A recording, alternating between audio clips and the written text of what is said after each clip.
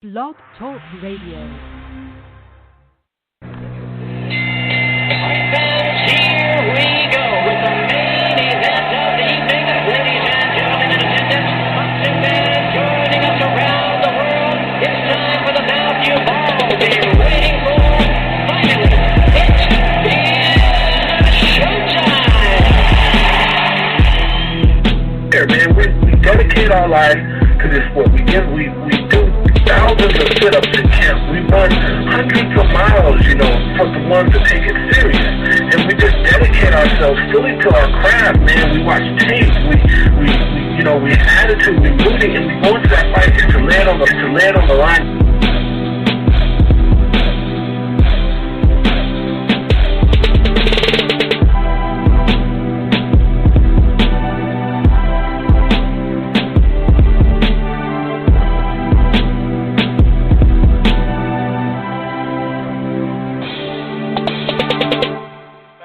Boxing fans, this is the Rope and Dove Radio Podcast. I am your host, Chris Carlson. We are live on a Tuesday night. Hope everybody's doing okay. Hope you had a good, weekend. I hope you had a good weekend as well. Boxing fans surely did, especially the main event in the scintillating highlight machine that was Oscar Valdez. Wow, man. Valdez managed to put it all together, sticking to a game plan pretty much the whole time. Sure, he had his moments of brawling and give and take, but he would reset and go right back to the game plan. And like I said, to end it that way, that was great, man.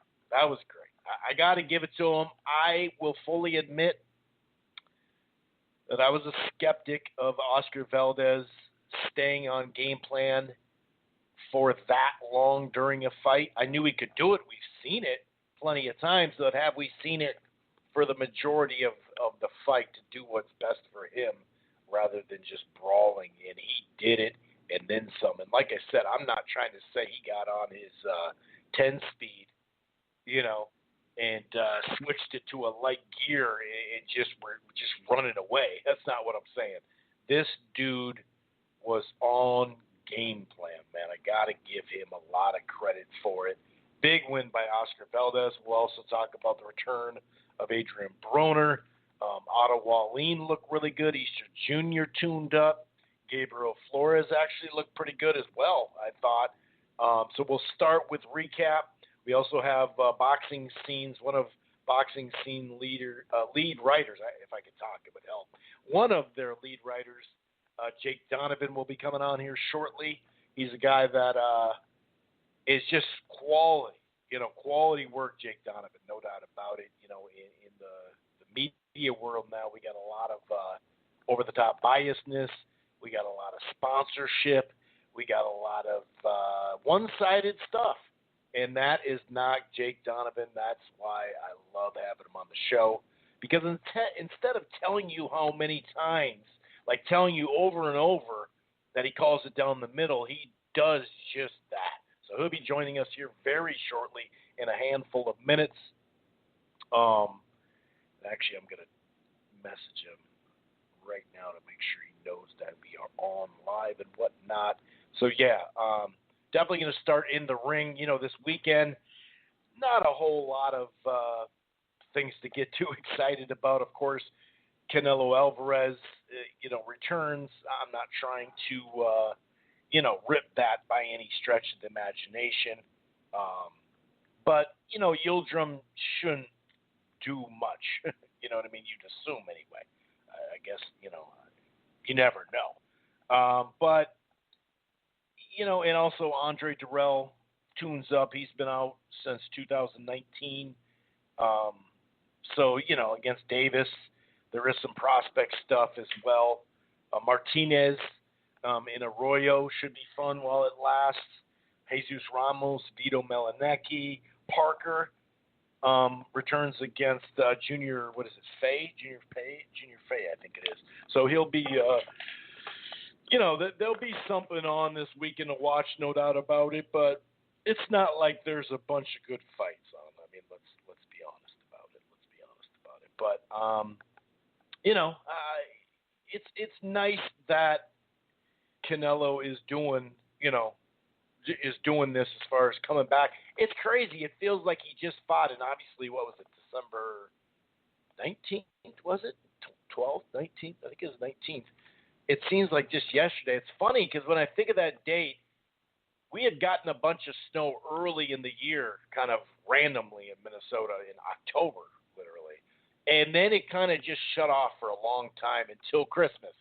It like ice storm, rain, froze, and then snowed.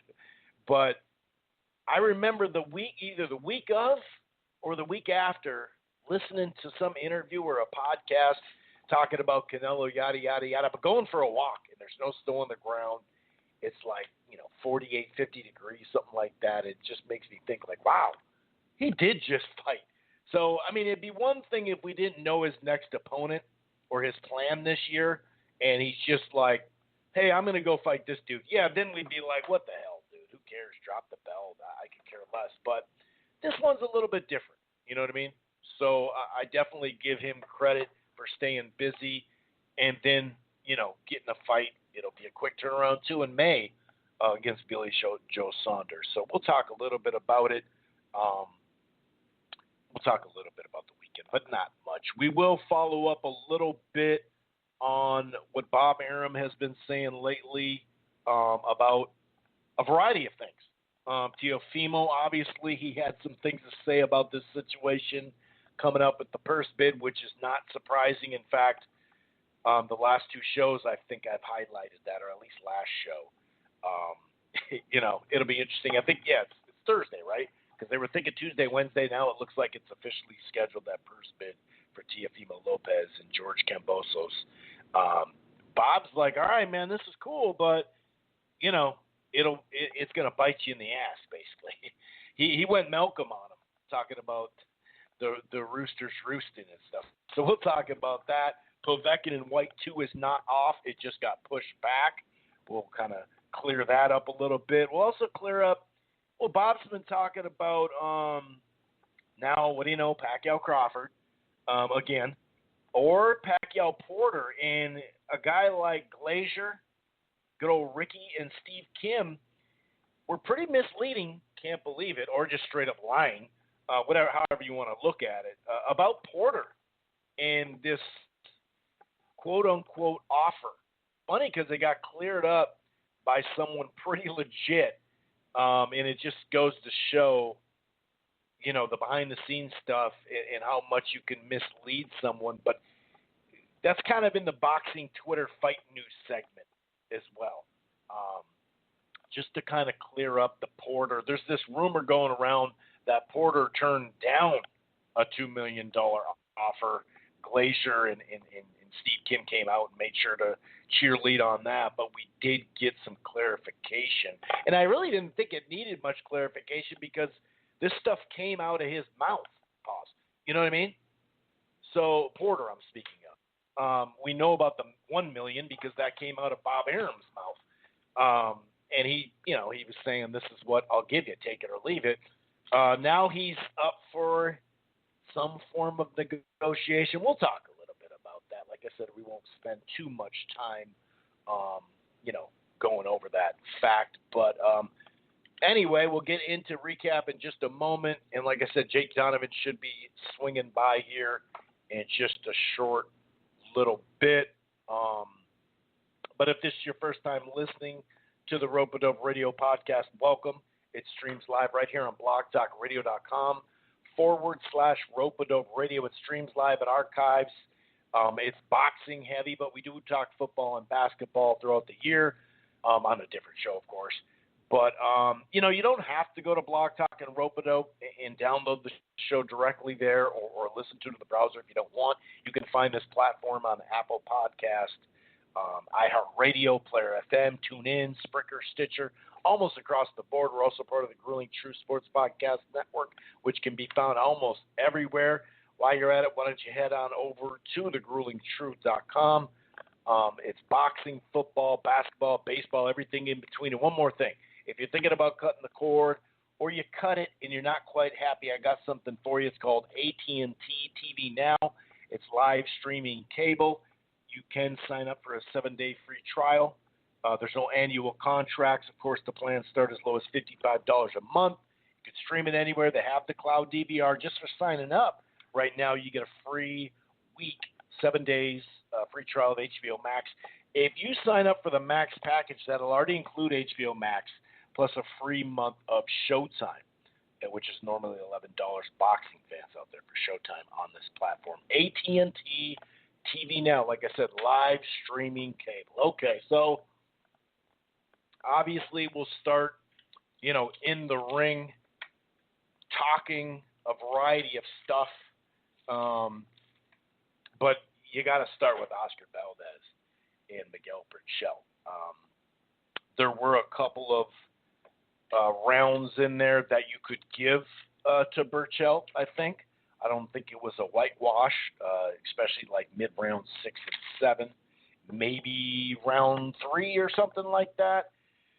But Valdez, man, I mean, this guy, he started out really well. You could kind of say, well, it was kind of a slow start considering, but he was kind of missing with those overhand rights right away. But I still gave him the opening 2 rounds. He was jabbing nicely. He already had made the nose bleed for Berchelt pretty early on. Now, the 3rd round, that was closer. You know what I mean? That could have went either way. Berchelt finally started landing his jab and some few clean right hands. And you could see Valdez was moving more now. Maybe he stole that round, though. He did land, I think, a nice left hook at the end, so Valdez could have stole that round. 4th round, though, Berchelt got a good start, but then a jab and a left hook definitely hurt Berchelt. I mean, he was really, really hurt. I think it was a late left hook, maybe an uppercut was it an uppercut in the overhand right that caused the knockdown, or was it the left hook? I can't remember, but you could have maybe went 10-7. That's how hurt, Berchelt looked. And even at the start of the 5th round, legs gone. Huge right hand in exchanges for Valdez. By the end of that round, Berchelt was looking a little bit better. His legs seemed stiff still, but he did apply pressure in the 6th and 7th behind his jab, landed a few nice shots and whatnot. Right hands especially, but it just, it didn't do a whole lot. You still had Valdez landing. You still had him doing mini flurries back, his jab right hands, and some body work as well. But then Valdez the whole time, pretty much after that. The 8th, the 9th, of course, landed another knockdown, uppercut, left hook. And, those left hooks, those right hands over the top of that jab a lot of the times, or just, overhand were just nasty. And, to end it in style like that, nasty counter right hand right before the bell, or basically at the bell. Wow, this is something. That was a hell of a knockout, no doubt about it. And we got to give Oscar Valdez credit. At 126, it just seemed like his ceiling was. We kind of figured it out what it was. You know what I mean? He's a good quality fighter, does have some skills, but next thing you know, he's always in a war. And they talked about how 126 was starting to get hard to make, and he took, I think, 2 fights at 130 before this. He adjusted. There was moments where he looked good in those 130 fights. Some of it it was the same old from Valdez. But to stick to the script the whole time, like I said, pretty much. He did brawl at times, but I loved how he reset, and it was just a great, great ending as well, and you could just see he was jumping for joy. Okay, the switchboard just popped up. I do see Jake Donovan on the line. I'm going to go ahead and bring him in. We'll talk about this weekend and a variety of other boxing topics, of course. I'm going to go ahead and bring him in now. What's going on, Jake? How the hell are you, buddy? Hey, Chris, man. Thanks for having me back on the show, man. Always a good time on here. Oh, yeah. Of course, man. I was just breaking down Valdez's fight, and, I was really impressed in a variety of ways. the fact that he ended a fight like this at a higher weight class, of course, he said he was more comfortable at the weight class and whatnot, but, to stick to the game plan, to, have some firefighting back and forth, but to kind of reset, get back to the game plan, and then end it, with this scintillating type KO, which you don't always see from him per se, or a lot of people really. But it was just kind of the mix of everything, and it seemed like he put it all together at the right time. What were your thoughts of Oscar Valdez and even Gabriel Flores, who looked pretty damn good too, on the co-feature for ESPN? Yeah, I gotta say, being there ringside for all of that, it really felt like you were just truly witnessing something special that night. I remember I interviewed Eddie Reynoso, I think a couple of weeks before the fight, and then again during fight week, and he just kept repeating how Oscar Valdez is so much stronger at this weight. And it wasn't just like trainer hyperbole. He was specifically telling me that, how much he's worked on, putting more emphasis on his counter punching. He insisted that Oscar Valdez has the best left hook in the sport, which it stunned me. And I just kind of looked at him like, all right, you're the trainer of the year. I'm going to believe you, but in my mind, I really don't believe you. And then it was just beautiful to see, everything Eddie was telling me that Oscar was going to do in the fight. And then Oscar just went in there and did it all. Oscar wasn't really saying, this is what I'm going to do to Miguel. His mindset was, everyone's betting against me. Even my own idol, Julio Cesar Chavez, said that Miguel Berchelt was going to knock me out. I'm just, that's all fuel for the fire. So, he said all the right things, but he never really disrespected Miguel Berchelt. Eddie Reynoso said, this is exactly what I want Oscar to do. He's going to do A, B, C, D, E, F, and G. And damn it, if Oscar didn't go out there and do A, B, C, D, E, F, G, H, I, all the way through Z. It was an incredible performance. I mean, the thing that blew me away is that at worst, you could say that Miguel Berchelt is the second best lightweight in the world. That maybe Tank Davis is better, and that's fine. However you want to rank them 1 and 2, I won't resist. But Oscar Valdez went and did that against a guy like Miguel Berchelt. I think he was the second longest reigning champion in the sport behind Gary Russell at the time. So it's not that he just went out there and scooped up another vacant belt. He just beat, whatever sanctioning body guy said, is going to, fight for this BS title. He went out there and pretty much beat the man at 130, or at least, the second best man, and did it emphatically. Like you said, maybe the 6th and 7th round he lost. I had Valdez winning, I think 88-81 at the time of the stoppage. It was an unbelievable, it was just so far and away the best performance of his career. Because, we've seen the potential, and then we've seen, maybe sometimes he fought down to the level of opposition. This one, he fought all the way up to the level of opposition. He knew what was at stake. He didn't really care about the all Mexico right, everyone's comparing it to Morales and Barrera and, all these great fights of the past, the battle of the Z-Boys. He was just focused about, being delivering the best performance in all of those fights. To me, that's what he accomplished. He carved out his own legacy with this performance. That night. And it was a shame because Gabriel Flores, this was a huge coming out party for him. He went from prospect to contender as far as I'm concerned on Saturday night. Todd DeBuff described it perfectly to me. He said that, this was the night where Gabe Flores, like so many of our other young fighters, he found his man strength on this night. He did things to Jason Velez that, a guy like Gabe Flores just isn't supposed to do. Someone with, 19-0 with 6 knockouts going in, he found a way to manhandle a seasoned contender and a guy that probably should have given him a stiffer test than was the case that night. So, and credit to Gabe, though. It wasn't, he didn't get bitter about it. He had his great performance. He was proud of it.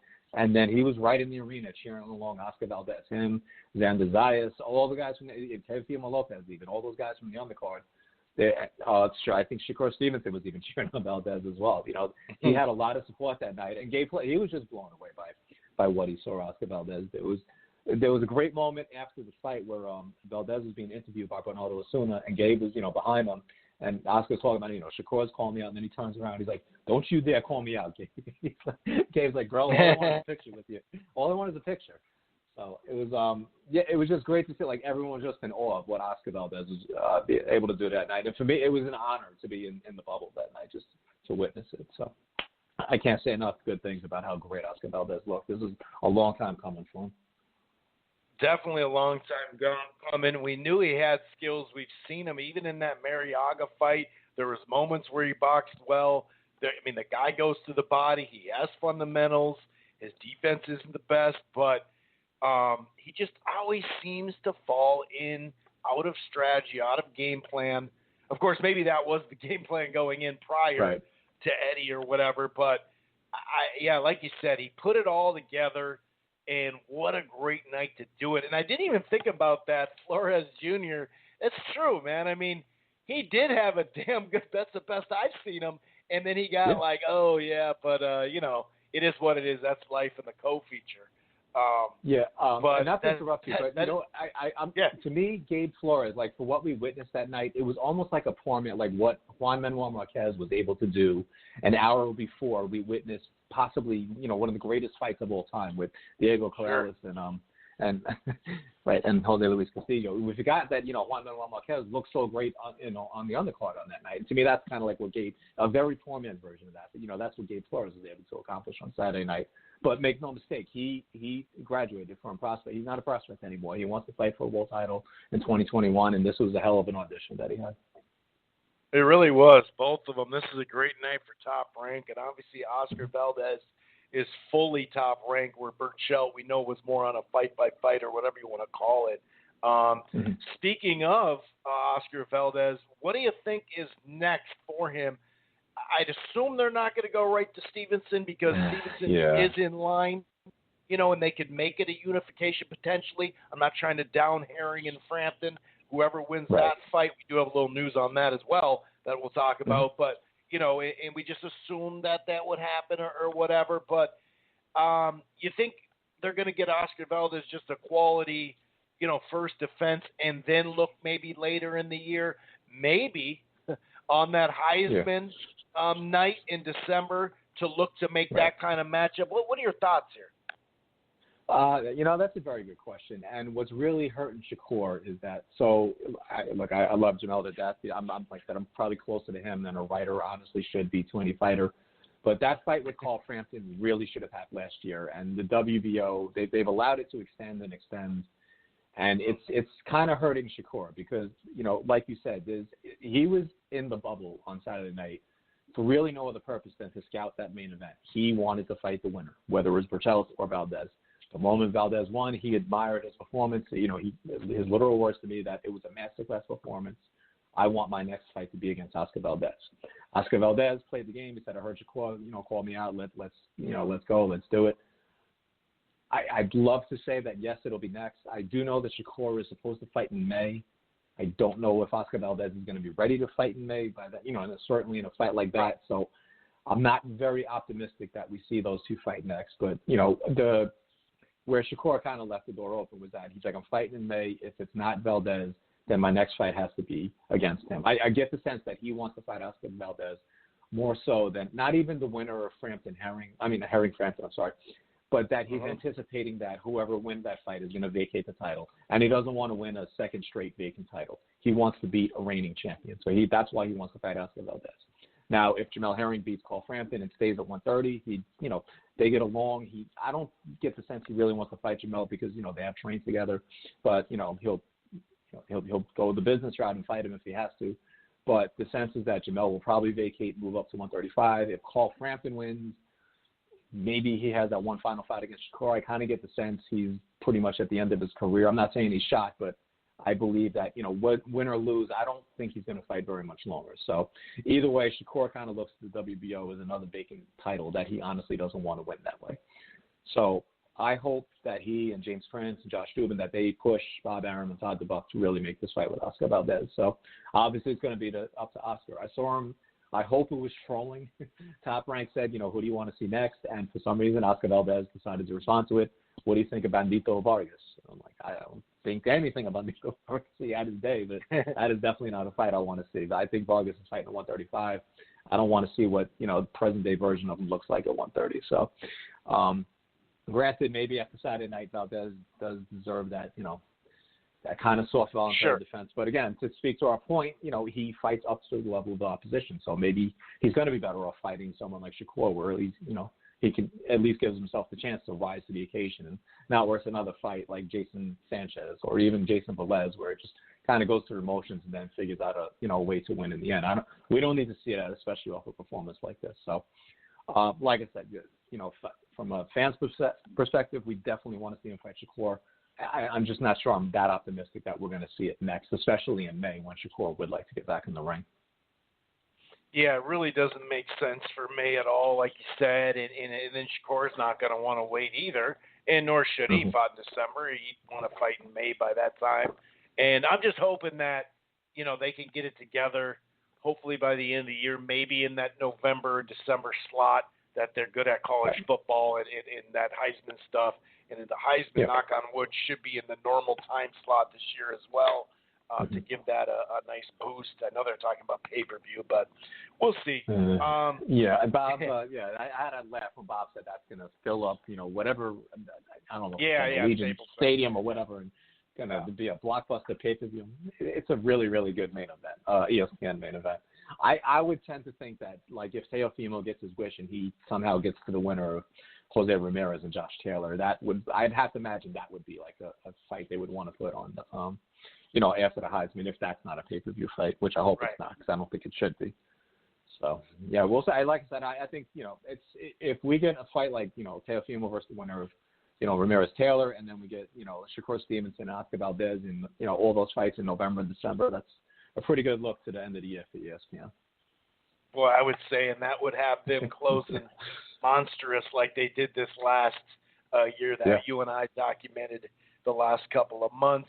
We're live here on Rope-A-Dope Radio with Jake Donovan, one of the lead writers over there, senior writers over there at BoxingScene.com. And speaking of which, on this same topic, the headline reads, Herring-Frampton title fight rescheduled again for April 3rd in Dubai. Tell us all about this here, Jake.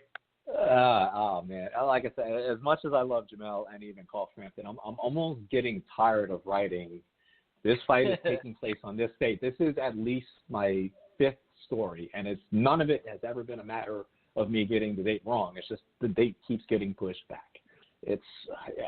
I just want it's like it's not this.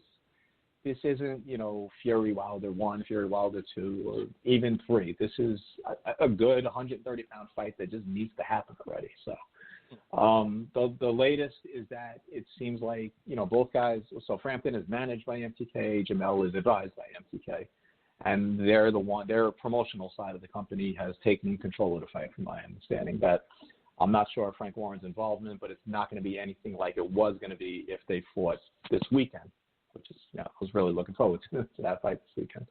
So, it's going to be run by MTK. I'm not even sure of Top Rank's involvement. They didn't have much to say when I was in Vegas last weekend.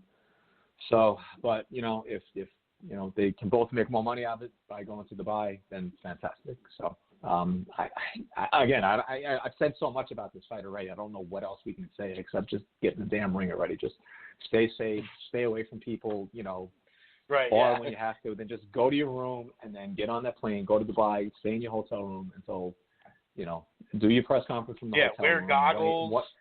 Yes. Wear goggles because the shit could get in your eye. Cover your nose on your mask, not just your mouth. Yeah. Yep. Don't show up to weigh in until it's literally time to weigh in, and then please just go back to your room and then. They just need to move on with whatever they want to do. Like I said, whether they're going to fight on or, one of them or both is going to retire, just they need this fight to just get over the line and then move on. So, but that was, I found out yesterday actually that, April 3rd, originally they were looking at March 27th. Now it's April 3rd in Dubai. So the location is definite. The date is hopefully definite. And like I said, we just finally get this fight over the line and then, maybe the winner fights Shakur, maybe the winner goes on to other things. Who knows? But let's just get to this fight. Yeah, don't slip in the shower. Don't even take a shower. Don't sit underneath something like that has a shelf that something could fall on you. Just frickin' get to this fight, man. And then walk out to the point because you want. I'm sorry, I didn't mean to interrupt, but the frustrating thing is if the fight happened this weekend, that puts everyone on the same timeline. If they fought, then the winner could have fought Shakur in May, and then the winner of that could have fought Valdez down the road. It's like there's no overlap where one guy's fighting here, one guy's fighting 2 months later. Now you kind of have that, spaced out overlap. It gives less of a chance, for the to unify in the division. And I've written about this several times. Like 130 is just like it's almost become a wasteland. There hasn't been a unit. There's been great fights. There's been fight of years. There hasn't been a unification in this weight since 2005. I mean, that's. long overdue. I mean, the last lineal champ was when Manny Pacquiao beat Juan Manuel Marquez in the second fight, which many people felt Marquez should have won by anywhere from 1 to 3 points. Right. But he became a lineal champ, and then he moved right up to 135 to fight David Diaz, and that's been it. So that was 2008. So there's been absolutely no clarity in this division for way too long. Yeah, it's just kind of been like, yeah, we'll go there for a little bit. Now we're moving to 35, or it just kind of gets skipped around. Like you said, there's been some fights of the year type stuff, but I didn't really think about that. Like, that has been a long with all these damn belts too. Like we haven't had a unification this long. That is crazy. So we did have some fighters getting back tune-up style on Showtime. Broner didn't look all that good until late in the fight. Easter Jr. definitely tuned up. Otto Wallin, I thought, looked really good. I don't know where Brazil is, in his career for moving on, but a lot of people were excited about that fight moving, going into it. And Otto Wallin gave me a lot of fundamentals. What'd you think overall? Kind of in a quick review, because, wasn't like there's there was a tight scorecard, I should say, now that I think about that. But the Broner thing, Santiago was kind of in a no-win-win or no-win situation there, besides, getting on TV or whatever. Yeah, I'll start from the bottom and work my way up. I watched the fight when I got home, so I kind of, I obviously knew it's not like you can stay off Twitter if you're a boxing writer or even a boxing fan. So I knew all the results going in. I knew that, Easter dominated, and I was impressed by his performance. Everyone still falls back to when he fought Rances Barthélemy, and they feel like that's what they're going to get every time. That was like a one-time exception. Robert Easter is generally, an exciting fighter. Sometimes, a little too exciting for his own good. He should be this, he's big, tall. Now he's at 140, but he's a big guy for that division. Theoretically, a tall guy like that, you want to see him box more or whatever. He digs in. He likes to fight, and I thought he delivered a very good performance. It was a nice glimpse of, I think his potential at 140. I don't know how far he goes, but I think he goes a lot further than his stablemate. I will say that. So I was happy to see Robert Easter deliver a performance like that, because even against Adrian Granados last year, obviously was much better than Rances Barthélemy, because it certainly wasn't going to be any worse. But there was still elements of like, okay, well, where's his career going? He really should be running through guys like Adrian Granados at this point of his career, and he did. It was a very tough fight. This one, he really dominated Ryan Martin. It's a shame. I like Ryan Martin, but the Josh Taylor fight definitely was an anomaly. I'm just not sure what's there for him, but it's, I don't see much of a future for him at this point. Maybe he'd have a little bit better luck dropping back down to 135. I don't know if he can make that weight, but like I said, to me, there's a lot of upside to Robert Easter. I think he can maybe get to a guy like Mario Barrios if, everyone else doesn't get to him first, they're searching for that one remaining title. Moving on to heavyweight, like you said, Otto Wallin, I think he's a borderline top 10 contender right now, maybe, a legit top 10 contender. Dominic Rizzo hadn't fought in a long time. His last fight was when he got knocked out by Deontay Wilder, but he was a slimmer and trimmer version. He, did everything he had to do to get himself in his best possible shape for this fight. Otto Wallin was just that much better. I saw a lot of people commenting that this probably should be the end for Dominic Rizzo. He's pretty much at best a gatekeeper at this point. Otherwise, he's just an opponent with a name. I don't know if he's going to want to live for that. Accept that he's going to. I'm sure in his mind he could become that he can win a title. I personally don't see it, but Otto Wallin, this is the fight he wanted. He doesn't want to be remembered as the guy that gave Tyson Fury a tough fight. He wants to be remembered for the fights that he's winning. So, he did everything he could with Travis Kaufman, who just wasn't willing. So Dominic Brazil seemed more willing, and Otto Wallin, manhandled him. So now he wants to keep, progressing in competition. He's willing to face all the other top contenders to wait out, Fury and Joshua. So I wouldn't mind seeing Otto Wallin fight a guy like Charles Martin, within his next fight or two. I think that's a very good test of, how much further he can go in the division. So, and then I guess we should talk about, then the main event. It was weird. Look, the 117-110 scorecard was garbage. That's, Glenn Feldman just keeps turning in these strange Connecticut bubble scorecards, and I don't know if he's being called to task, but he keeps getting these assignments, and he keeps, it's got to stop at some point. So that said, I thought it was a 114-113 type fight, and I brought this up where so many people, they're like, oh, my God, Santiago doubled him up and, landed punches. It's like CompuBox wasn't invented to serve as a gauge of how to score a fight. And they'll be the first one to tell you that. Bob Canobio, left to the Hall of Fame, that he'll tell you that. His son, Dan runs it now. And Dan will tell you that, too. He's not there to score a fight. He's just there to provide, statistics, and you use that information however you want. It's not meant to dictate how every round goes. Everyone's making such a big deal. Oh, my God, Adrian Broner, he won the first round without throwing a punch. It's like, well, the punches that Giovanni Santiago threw really didn't inflict much damage. And I don't believe that Adrian Broner did not land a punch in that first round. I'm pretty sure he landed at least one. So I saw it. It was about 3, I'd say, something like that. Yeah, I was going to say, he definitely landed a left hook, which I thought was the best punch in a round. And I didn't have a problem with him winning the round or with him winning a close fight. Again, you got to look past the shitty scorecards. The judges are awful. We know that. That's, as long as the sport's been around. So pushing past that, I can live with Adrian Broner winning this fight. I didn't think he looked particularly great. He didn't, in my opinion, he didn't really he hit a certain point in training camp where I guess he realized he just wasn't going to get to 140. He was in training camp for a long time. He did all the right things, gave up drinking. He lived the right boxing lifestyle, but his body just said, I'm not getting the red hot Cheetos. That's about right. it. But we're not, I don't know if exactly. Yeah, I don't know if these guys, they're just depending on that final weight cut once they get to fight week. But that's, we're, next month we're going to be a year into the pandemic. And it's been, 8 months since boxing has returned stateside. You have to know what it takes to make weight at this point. So that's not, and I don't like it, fighters say, well, I was in a bubble, I didn't have access to this. It's like, well, neither did your opponent, and your opponent made weight. He didn't complain about the weight cut he had to do in order to get to weight. Everyone else is doing their job. So it can't be, you're right and everyone else just went that, extra mile. No, everyone else did their job and you didn't. So I'm going to put this out there too, because there were rumors that Giovanni Santiago, yes, he agreed to modifying the weight limit. No, he did not struggle to make weight. I don't know where that rumor came from, but my understanding, he was at least 143, if not 142 by the time he entered the bubble last week.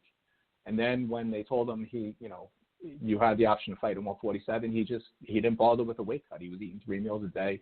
To me, he looked very fleshy when he got on the scale at that 145. There was no struggle whatsoever. He was fully prepared to fight at 140. Yes, there was the understanding that the weight could change at any time, but that was going to come with compensation, and that's what he settled for. So it was an okay performance by him. I'm not going to say that even if you argue that he won, that he becomes a player at 140. I'd still need to see him in at least one more fight against a top 10, top 15 type opponent to make that determination. So I guess that was my biggest disappointment with the main event, was that we didn't really get that hit. Like, we knew Adrian Broner is not that. He's going to be a high profile opponent for someone at this point, and he's going to have to accept that, especially if he wants the paydays he thinks he deserves. But I don't think Giovanni Santiago emerged as a contender from this fight. So that, and just the ratings just weren't very good for that fight. For everything they kept putting in, that Adrian Broner's back. His fight didn't rate. There wasn't a lot of growth from the Easter fight to his fight. I think the viewership was maybe a you're right. It didn't peak really anything. Right. Yeah, right. And I thought when I saw the ratings, I'm like, okay, the ratings are going to suffer, but his fight. The Valdez-Burchell fight ended, I think it was about maybe 3 rounds into the main event. So I thought, okay, it's going to be maybe a bad average, but it's going to have I thought maybe like a 550,000 peak that, everyone would flip over and tune into Showtime. Or maybe they just, kind of followed Twitter and said, screw it, I'm done with boxing for the night. It's not going to get any better than what we just saw on ESPN. So they just clearly didn't tune in, and it's a shame. So, people at PBC and even Showtime are going to have that conversation with Adrian Broner. Like, look, this is what you bring to the table, and it's not what you brought to the table 2-3 years ago. Yeah, especially if you're fighting a fighter that nobody really knows. If you think you're going to win or lose or not, I mean, you still got to be in there with something, no doubt about it. But, we'll see where that goes. And then, obviously, Josh Kelly got upset, too. That one was like, that was, during the day here on DAZN, Avanesian. Kelly's just one of those guys that look great on the pads. I'm not trying to rip him or overly rip him, but I never really did believe some of that, RJJ Jr. stuff that the UK fight fans and media members are trying to push on us.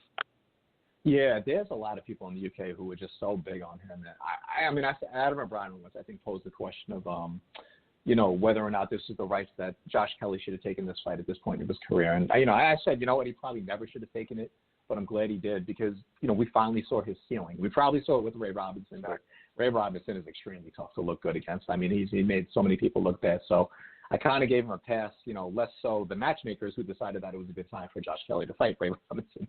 But this fight, I never understood why he wanted it. I always thought it was a horrible matchup for him. David Avanesian, we saw what he did against, Carmen Lejaraga. Knocked him out twice. That was, the reminder that he's here to at least pick off, the prospects. He's a very serviceable gatekeeper, maybe a borderline top 10 contender. It was just a very strange fight for, Josh Kelly to keep on the books. Maybe they just wanted to prove that they weren't avoiding the guy, as for as many times as that fight has been delayed. I mean, that's a fight that actually made it to the weigh-in at one point. And then Josh Kelly got sick, and he, the next morning he just was too ill to go through with the fight. And then pandemic, took care of the rest. That I think the fight was rescheduled 3 times during the pandemic. So, they finally got this fight over the line. And like I said, I'm kind of glad because to me, I saw everything I need out of Josh Kelly. It wasn't a bad night for him. This is who Josh Kelly is. And, the UK media and the UK fans are just going to have to accept it. The guy is he's a good fighter, but he was never going to be a contender. Certainly was never going to beat the best at 147. That's for damn sure. I mean, I don't want to hear that even if he won this fight. He's going to go after Terrence Crawford and Errol Spence and, or even Sean Porter. I mean, he is who he is. He's an average, pro fighter. He's a decent fighter. I don't know where his career is going to go, but, maybe he can, do well on the domestic level. I think that's, that's where he should stay because I think he's going to get slaughtered once he tries to take on anyone bigger at 147. People say, never know, he can come back from this, come back even stronger, maybe. But I don't. To me, based on what we've seen in the past and then what we saw on Saturday, I think I've seen all I need to see to know what Josh Kelly's going to do in the sport. Yeah, and he can, make a nice living doing that because he does have a fan base. Obviously, the UK in general, will show up once they can actually show up, and you could even put him as a co-feature on one of those pay-per-view cards that Eddie likes to, put a bunch of dudes on there or whatever. So it's not the worst thing. But I saw that tweet. That summed it up perfect. It was like, yep, maybe he wasn't ready for this, but when was he going to be ready for anything like this then? Like, how many more years did he need or whatever? And then real quick, previewing this weekend, there's obviously not a bunch of 50-50s or even really one 50-50, but Canelo Alvarez obviously is going to, cause a lot of controversy on boxing Twitter and whatnot. Some folks are really excited. Obviously, if you're going to Miami, first of all, you're going to Miami. Second of all, you're getting to see a fight outdoors. That's pretty cool. I'm interested to see how many people show up for that. I'm fine with this. I think we talked about this when this was getting made. I'm cool with this because we know what the other fights are coming down, very soon too, May and September. Yeah, exactly. I mean, this is, look, I've made this point many, many times. I've probably even made this point the last time I was on the show. If you're going to have a crappy mandatory fight, like, mandatory title defense like this, get it done as quickly as you possible. Canelo's doing this 2 months after he won the title. In this day and age, you can't do it any quicker than that. So not only is he doing it, then in another 2.5 months, he's going to go after a third title. So that's 3 fights that he's given you in less than 5 months. So he fought Callum Smith, who was, regardless of what you think of him, he was still at least in the top 2 or 3. Some people even had him the best weight in the world at the time. Then he's fighting Billy Joe Saunders. Wherever you rank him, he does have a belt. The intention from there is to fight Caleb Plant. And they've been in talks. And it's not just hype. They do absolutely want that fight. Canelo's goal is to become undisputed champ, or at least position himself where he's fighting for the undisputed championship by the end of the year. So absolutely, you can forget. This fight becomes unforgivable when it's your only fight of the year, or even if it's 1 or 2 fights and your next fight isn't for another 10 months. That's when you start to go, why is he fighting this bum? Why isn't he just giving up the belts? It's like, well, why should he give up the belts and then wait for Billy Joe Saunders? Why not just get this out of the way? You're getting a second fight out of him in, like I said, in just over 2 months that you didn't expect him to take. And really, you're getting 3 fights in less than 5 months. No one is doing that schedule. And he's doing it, like I said, 2 of the 3 guys are, ranked and they're undefeated titleist, and even some people have Admiral Dream somewhere, and maybe in their top 15. But Canelo's going to run through him. Everyone knows that. Maybe Joel Diaz. I don't know what he can do for him, to be honest. I don't give the guy any chance. The fight I'm kind of looking more forward to. I want to see what Williams Arroyo has left, whether or not he can test Julio Cesar Martinez, who is quickly becoming one of my favorite fighters in the sport. I just absolutely love that guy. I think he's just explosive for the flyweight division. And if he could just run through a guy like Arroyo, who, maybe he's not the best, maybe he's not the guy who's ever going to become a champion, but he's given, he gave, Roman Gonzalez, serviceable fight, and there was no doubt that Chocolatito would have won. But, Arroyo held his own. He didn't look terrible against Kazuto. The guys he's lost to, with the exception of early in his career, there were guys he probably should have lost to, and he didn't, completely embarrass himself. He is, again, maybe not quite top 10 anymore, but he's somewhere in, the top 15, and he's a particular style that Julio Cesar Martinez hasn't seen yet. So to me, that's the exciting part. If he can look the same against a guy like Arroyo that he has, against all these other guys he's tearing through, I mean, that's a beast we're looking at flyweight. So that fight I'm really looking forward to. Zhilei Zhang against Jerry Forrest, I think that's, it's a nice step up for Zhilei. So it's good. There's, then the rest of the card is just prospects. Yeah, we'll see what we get out of them. But that flyweight fight, that's the thing I like. That with Martinez, he's part of the Canelo promotion, so we're kind of getting him along for the ride. With all these fights, since he's, unlike Ryan Garcia's with Golden Boy, so obviously he can't fight on a Canelo show at this point. So getting a guy like Martinez on the show as well, it's only doing better for his career as well. So that's again, I got no problem. I can't say enough. I got no problem with this Alvarez taking this mandatory fight and just getting it out of the way so he can move on to bigger and better things. He's saying he wants to fight 4 times this year. I'll be happy with 3, and if the other 2 are Billy Joe Saunders, and then with the win, Caleb Plant later in the year.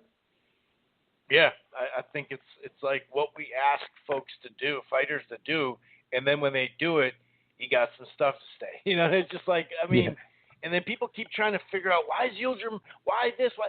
Dude, just read something, Google something, dude. It does suck, but it's there. It's in print. Right. They can go to court over the shit. It is what it is, dude. Just get over it. You know what I mean? I mean, the guy has some power, but, it is what it is. He actually did pretty good against Durrell, if we're being honest.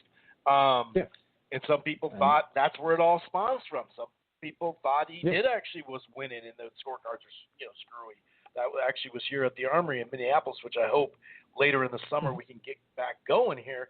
And speaking of, obviously this Fox card coming up, heavy prospect, Durrell tuning up. He hasn't fought since September 2019, I believe, on the co-feature with Benavidez. And I bring that up because most people think, Anthony Durrell, the dog, if he's, even 80-90% of what he is, can get past Davis. But now we hear that they're trying to line up this potential Benavidez-Chu, because Benavidez technically is number 1 at the weight class now, because he was out of the rankings then in.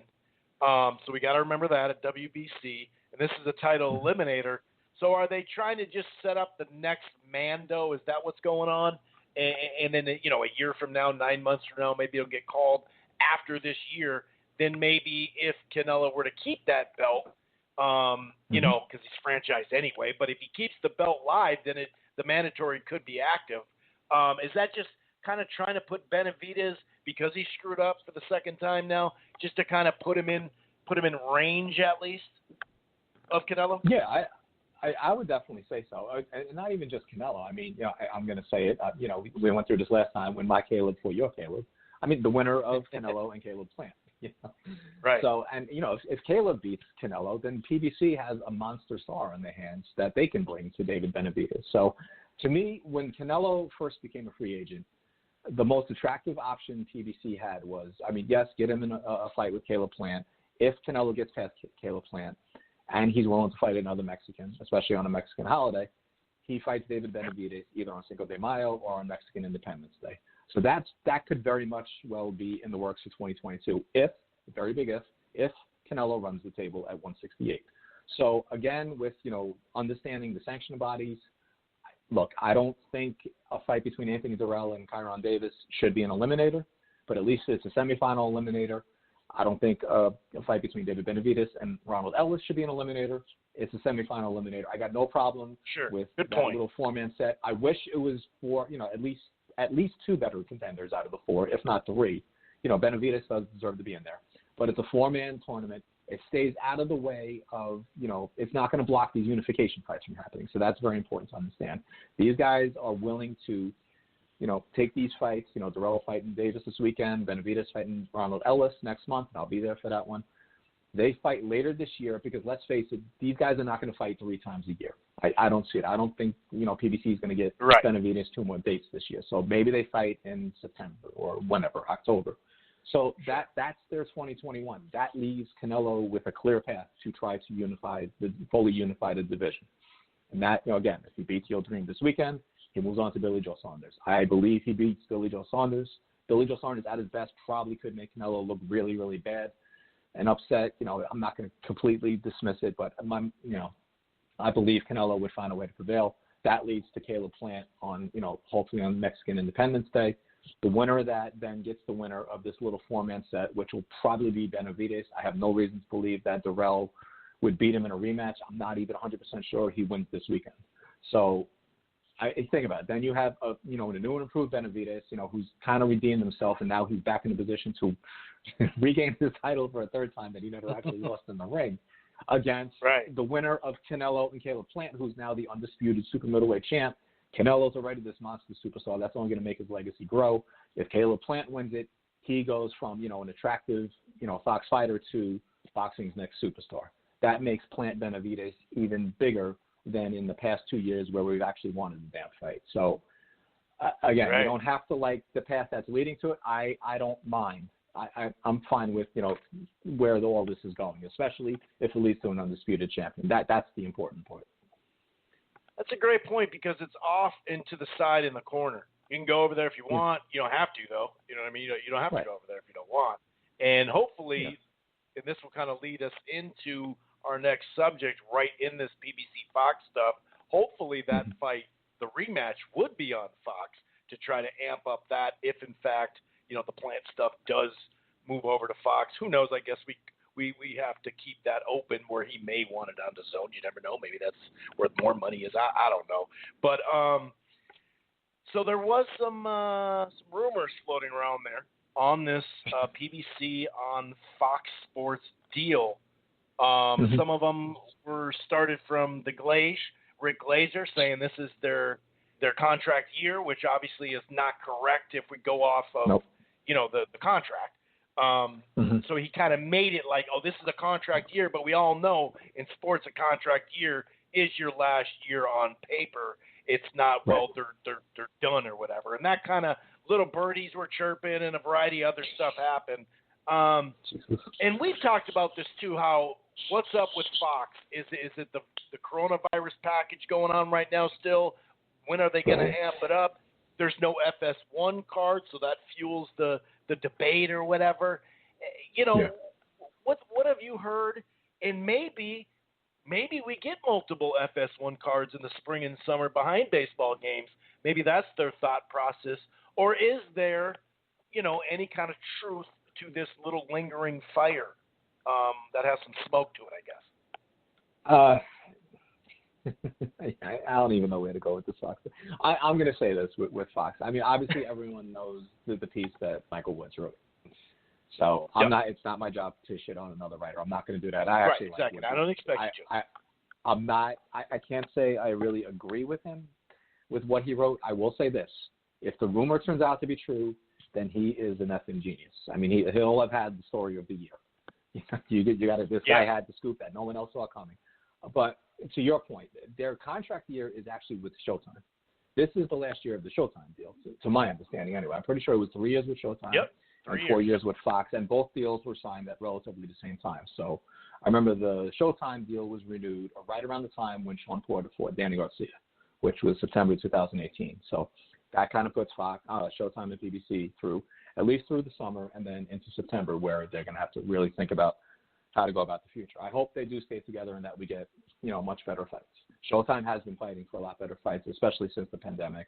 And in my opinion, they've gotten the much, much, much better fights than Fox has. So I don't get the sense that Fox wants out, but something is up. Ever since the pandemic, like I said, they've cut a lot. I mean, I understand it was a platform decision across the board, not just boxing, but they've cut out a lot of shoulder programming. We're only getting those shows for select events. I don't. We're not getting. It seems like we should be getting more FS1 dates than Fox dates. This is the second Fox date. And you can only put so many guys on these cards. It's not like you can have 15 fight cards like they used to before the pandemic. So they're getting to the point where they're going to owe a lot of fighters a lot of fights. So maybe they're just.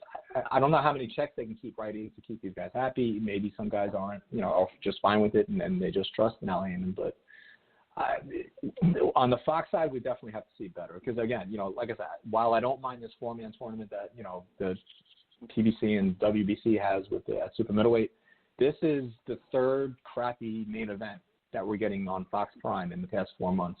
And probably, if you want to say that the Caleb fight was not a very good main event, then really every main event since September has been. I mean, we had Luis Ortiz in November. That was a shit show. The December card was an Ugas. Ugas is like the last quality where you go, okay, cool. I was fine with it. Yeah, exactly.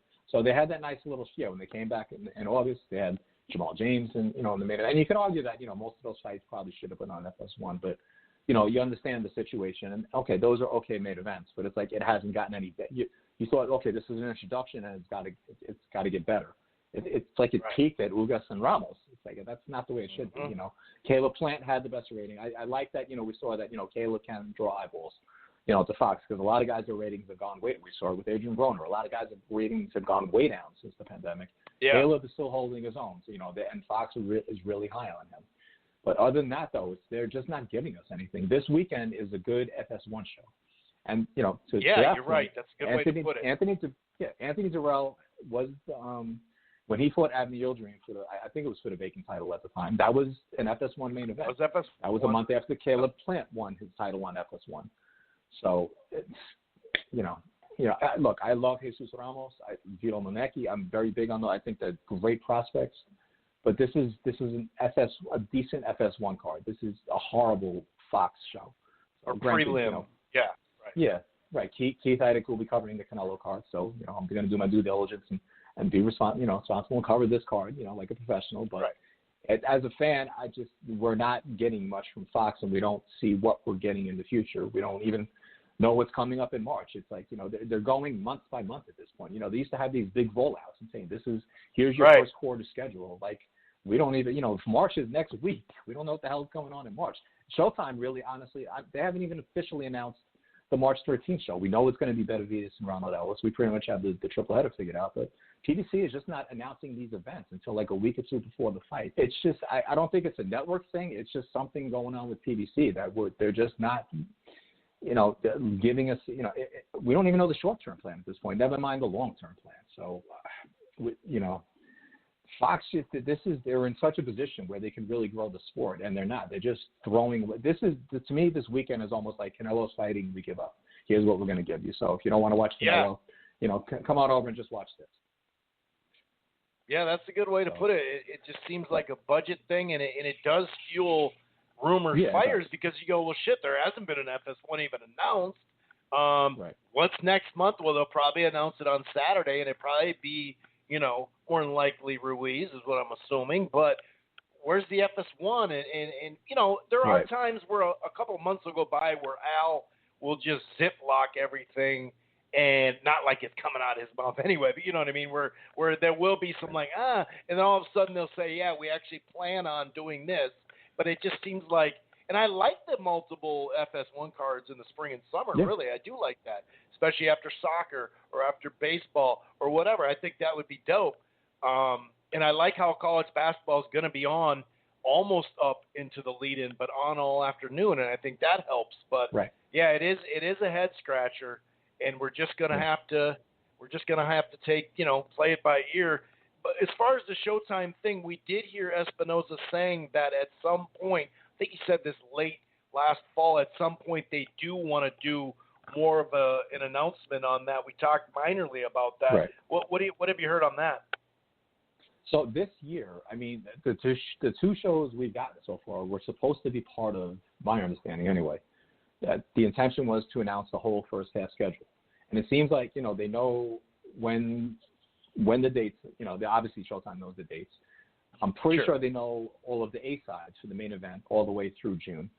Maybe they don't have some of the B-sides, and that's what's holding it up. But again, we're into, we're 2 months into the year, and we got both of these cards. I mean, they announced the January card after the December 19th card, so at least they gave you that. You didn't have to wait through after Christmas and New Year's. We knew what was coming in January. Then, the Verona Santiago card. I mean, we broke that story, but they didn't formally announce it until I think like a week and a half ago. Right. So, and I get it. There's, you're not selling tickets, so I get that, if you had this whole build up to that. But right. it's just like, boxing's not in a position where you just can kind of slide in these events. People aren't watching, in case people haven't noticed. The fans have not returned since the pandemic. So, not even by a long shot. So, we know, like I said, we know Benavidez is fighting next week. We know Boots is going to fight Sergey Lipinets in April. That's going to be April 10th. So, but they haven't announced it yet. I don't want to reveal too much, but we're going to see at least one Paulo and possibly Gervonta Davis, in May or June. Tank is pretty vocal. He wants to fight in June. Yeah, right. So again, but who are they fighting? Tank has been rumored to be fighting anyone from, Gary Russell. Obviously, Tank's not going from 126, and that right. Yeah, right. Jake Paul, but then we got rumors that he might go to 140 to fight Mario Barrios, which I don't know how true that is, but to me, he still hasn't fully gone into 135. I don't want to see him fight anybody at 140, to be honest. So, right, that'd be just like, hey, go get a bell that sounds good. Right, exactly, and that would have to be Mario Barrios willing to stay at the weight and willing. I'm sure he would fight Tank if Tank was going to come up to 140. But how sellable is that fight? Is that a really good Showtime fight? Does Tank return to pay-per-view? So there's so many variables. But they should have had the whole schedule announced by now. And like I said, they still don't. My sense is they still don't know what's going on beyond April. And by they, I'm not necessarily saying it's Showtime, but I'm not sure if PBC has they're moving around all the pieces and they don't know where they want to fit everything. So that's, my understanding that's the holdup. And it's frustrating because you can't, for these fights, when Showtime announced their whole schedule last year, it was like, I didn't think any particular event was great other than obviously, the Charlo pay-per-view. And then even, Tank making his pay-per-view debut against Leo Santa Cruz. I was kind of jazzed for those. But the schedule as a whole, it looked better when they announced everything where, as opposed to, okay, well, after David Benavidez in August, Erickson Lube is going to fight in September. It's like, announcing those one by one, they don't look as spectacular. Announcing, 9-10 shows at once, that's when you have your big, news blitz. And we're not getting that from this schedule. Instead, we're just, dissecting each show individually, and it certainly doesn't look as good. So, again, we just, want. Now, I'm not going to mistake not getting answers for, oh my God, Fox is going out of business. Let's sell the stock, sell the studio lot. But still, all I'm going to say, they are in their last year. They are in their last year, so maybe some of that's going on too. You never know, some sort of renegotiation or negotiation, or who knows. But it does sound like it is just a couple maneuvers, find an opponent, and then we're going to go ahead and announce it or whatever. Right. And so to me, I think that is the holdup on Showtime. But I mean, like I said, as far as Fox, I don't even know if they know what main events they want for March and April, and. I don't even know if they know what main event they want for March, if there is a March date at this point. And that's the thing. It's like if they don't announce one this Saturday, then it's like, so what's going on? One more and I'm with thing. You, I'm sorry, I didn't mean to interrupt. I do want to see, I would love to see that return to FS1 because, that's when you get all these prospects out. You get them, you honor their, contractual minimums, and they're not terribly expensive shows. So that, to me, that's like, we always talk about, the club shows being the lifeblood of the sport. It's like, well, that's how, Fox can really, PBC can really develop these guys. Showtime is doing it with Showbox. They're getting, trying to get quadruple headers at least, every time out. So ESPN, they have, their little undercard portions on ESPN Plus. The Zone has, their prelim show and their main show. So the Fox, I mean, if they can't get, these, decent Fox days, at least give us a bunch of FS1 dates to, get most of these guys in the ring and just getting a steady stream of boxing just to get people in the habit of tuning in and not just waiting once a month to see, okay, well, I don't know any of these guys, I'm not going to watch. Yeah, and FS1 has been exactly what we talked about since really toe-to-toe Tuesdays. Like, it's just been solid. Has it been phenomenal? No, but it definitely hasn't been bad. It's been just a steady turn of pretty quality fights at a lot of different levels. One more thing, then we'll get you out of here, Jake, because I know you got an early morning. Charlo Castaño, is that possible for the summer, or maybe they put both them out one more time and try that December date, like the week before Christmas, like Fox likes to close? What's your gut telling you on that? I do know that as soon as, even before the fight, that they were obviously talking about it because the Castaño win gives PBC all 4 belts, at 154. So the obvious move, whether it's next or, in 2 fights, is to get those 2 guys in the ring. The fight has been proposed to both of them. My understanding is both of them absolutely want it. Charlo even tweeted after Castaño won, he's like, okay, good. Now you finally got something that I want. Now Charlo is the man at 154. Yeah, that's right. Brian Castaño will be the first one to tell you that Jamel is the true champion at 154. He's got 3 belts. He's a lineal champion. He beat, Banana Rosario to earn that right as the very true champion at 154. There's no email champs or anything like that we got to worry about, Jay? Not at all. No, I'm sure there's a couple, these secondary belts, but they're not worried about that. Jamel Charlo, is the main guy, and then Brian Castaño has that 4th belt that Jamel Charlo wants. He wants to go out and get it. Brian Castaño absolutely wants that fight. I had the honor of interviewing him, a couple of days after the win, and that was the first thing he said. He said, if they can get me Jamal Charlo next, I am all in for that fight. Jamal Charlo wants it, so let's see if PBC can make it happen. I'm not going to discourage people from fighting on pay-per-view. I don't want to see that on pay-per-view, though. So to me, that's a terrific fight. I concur. I don't think it's going to happen that way, but at least if we can get them both. I think Jamel is supposed to fight either in May or June. I'm not sure, and I get the sense that he probably will wind up on Fox. I don't know if he's going to go back to Showtime for his next fight. Okay. But regardless of whether they fight on Fox or Showtime, my sense is that they'll probably both get one more title defense, and then that'll lead to the Undisputed Championship later this year. And I'm fine with that because I kind of like, when we get these fights during the year and then it builds up towards the last 3 or 4 months, it's just getting all these epic fights. That's, to me, that kind of creates a boxing season where it's like, these are the first 8 or 9 months of the regular season games. And then, from September on, that's our, our playoffs and our whatever, the Super Bowl, World Series, whatever you want to call it. So that's our championship season. So I'd be fine with, both of them getting one more fight and then going to each other. So, because the other thing you got to think about too is at some point the sport's going to shut down at some point because the Olympics are coming.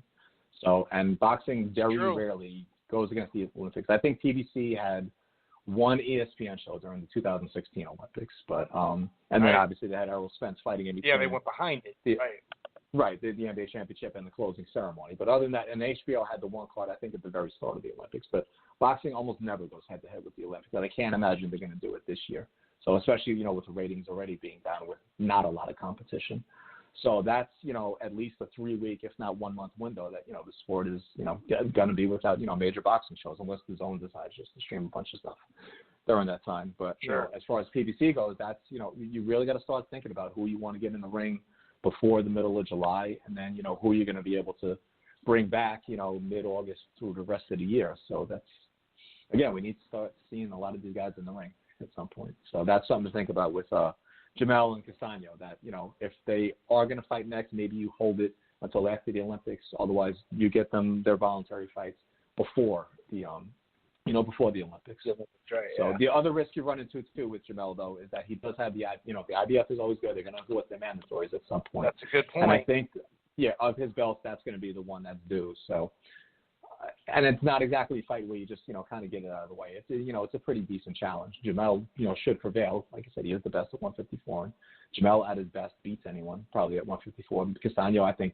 gives him the biggest fits. But, hopefully you can get that one fight away, done before the Olympics, and then those two, we see them. I think either way, those two are going to fight after the Olympics are done. I'll put it that way. I do believe they are going to fight in 2021. We will have an Undisputed Championship at 154, barring any rule, obviously. Stylistically, that is just a fun-ass fight. Yeah. No doubt about it. The thing I love, too, is that even if you think Jamel Charlo is, is more skilled than Brian Castaño, which I certainly don't, you have a situation, again, punch stats don't tell everything, but Brian Castano is the most active fighter at 154. He's a relentless pressure fighter. Jamel Charlo is, he's very selective with his punches, but the ones he throws can certainly hurt. So I just absolutely, I love that style matchup. I think that's we throw fight of the year around a lot, but stylistic, I think is gonna truly bring out the best of them. Yeah, I agree. I 100% agree. I appreciate it, Jake. You take it easy, man. Get some good sleep and have a good day tomorrow, buddy. All right. Thanks as always for having me on, Chris. Looking forward to the next one. Yes, sir. All right, buddy. All right. Have a good one. Thanks. Appreciate it. Oh, yeah. Of course, that was Jake Donovan, one of the lead senior. I always say lead. Maybe because I just like his work. One of the senior writers over there at BoxingScene.com, and they got a facelift. I just noticed that they got a facelift. I forgot they did kind of shut down for half a second and kind of redo their stuff there. So definitely appreciate Jake coming on. Good stuff as always. Like I said, it's hard to find the just straight up reporters nowadays, man. It really is. I'm not trying to complain and bitch or whatever, but he tells it like it is without having to tell you. I tell it like it is, or I keep it real, or I call it right down the middle, man. It's neutral over here. Well, why don't you just do it? Why don't you just be neutral, and then we'll see with what you say. Real quick, though, I did like what I saw out of Wallin. The fundamentals, both jabbing kind of, intensely early, but his jab was landing a home. The flush left hands, the counter rights, the subtle movement, and he was just kind of chipping away with clean shots at him. Brazil, I think I gave him the 8th, and the 6th was close, and he did actually pick it up minorly, though. He had his moments. Sometimes he'd land some good uppercuts on the ropes. He did, in general, get Wallin on the rope later in the fight, but really, he just looked sharp to me. He was fighting smart. He was doing all the things that I really like out of the guy. So I definitely, and I did, 6'6", 7'5", 6'5", whatever with the Broner fight. But I think Jake made a good point about Easter Jr. and we get it, dude. The Rancis fight was boring. It sucked. It is what it is. But this guy doesn't have this history of having crappy fights, and I get it. It was bad. But so you're going to just label this guy as just a shit watch? I mean, the guy doesn't even have that many fights now, 23-1-1. I mean, and I don't mind that Bartholomew as a draw. Neither guy deserved to win, but, the Granados fight was a fun fight to watch. Garcia was an entertaining fight. Fortuna, that was a close fight. The Shabakov fight was fun as hell. Richard Comey. I mean, are you listening to the opponents I'm listing? What do we got? 25 fights. I just listed off a bunch of solid fights. So, it goes from the guy doesn't fight like he should to this guy's boring. It sucks. So now when he gets on his jab, then he just screw him. So which one is it? Just pick one. We get it. Bartholomew fights suck, but don't sit there and chastise this guy every time he fights now. But I did think, by the way, he looked pretty sharp, looked pretty good in the process. And we do have, on paper, there's not, actually the Davis the Davis Durrell fight on paper for the main events is the closest matchup this week as far as betting on it. But I'm not going to sit there and say that that's like a super tight fight or it's worthy of being a great Fox main event or whatever. But the Junior Fa, that's pretty much he's a plus 800. Of course, Yildirim, I don't even know what he is. I haven't even looked. Plus 3,000 Yildirim. And so I see minus 365 Durrell, plus 275. So that's under a 3-1. I see a plus 262. So it's right around a 3-1 fight. So it's not that bad. It's a good fight for Durrell to come back to, being that he's been off for so long. And sometimes we do forget not everybody got out in 2020. So some guys are still trying to get their fight on, and so. But my point is, it's just really not a ton of fights this weekend that you can point to and just have a deep preview prediction segment. Entertainment wise, like Jake was talking about with Martinez, that'll be a fun fight. And just because, oh boy, always comes to fight too who he's fighting, Arroyo. Him and his brother McJoe used to fight on those what the hell are they, like $25, $29 pay-per-views. What's that platform? I can't think of it. It's like two words. But they used to do that with the all Puerto Rican cards, that those were kind of fun years ago. And the broadcaster would be like barking, like things to do in the fight right there. But anyway, Arroyo, that should be fun to watch. Like I said, I'm not looking for some kind of great fight or anything or kind of hype it up, but Julio Cesar Martinez is an action guy. So, it is what it is. I'm not going to dig too deep into it. That Mark Reyes and Boca Chica fight, Nelson Figueroa Boca Chica fight, that was a good fight. I forgot about that. Showbox had a card on Wednesday. I had it a draw. I had it 5-5. Reyes landed 158 to Boca Chica's 156. They both threw about the same amount of punches. It was close. I thought it was a close fight. Boca Chica won 96-94 and 97-93. 95-95 is the other scorecard. I thought he put some pressure on him. There was a lot of close rounds. I thought the jab and the counter left hands, nice hooks by Reyes as well. Just a cleaner shot in many of those rounds, but there was some really, slow parts of this fight too. So it was a pretty slow showbox, if we're being honest. But that Kelly fight, man, he started out good with the jab in rounds 1 and round 2. Maybe he won round 4 because he was kind of jabbing and ducking away out of harm's way, And I did think Avanesian was starting to fall into a pattern where he's following too much. And Kelly had this nasty cut on the back of his head that was bleeding pretty bad. They started exchanging punches in the 5th. But that combination, like a chopping right hand, knocked him down, and then an uppercut, hooks, crosses, and knocked him out the corner through it in. So that Avanesian, big shots out to you, man. That was a nice upset for you, no doubt about that. I think that covers pretty much of what we're going to talk about as far as recap. If anyone wants to join in, press 1. I see a variety of folks, couple of folks that I'm not used to seeing area code wise. I see Wood. Hey, what's up, Wood? I see you there. There is 20 minutes left of the live stream, so if you're listening to it in the browser on Blog Talk, you can go ahead and dial 646-381-4990. That's 646-381-4990. That will allow you that. You have to do it the second. If you're in the car or whatever, you got shit going on.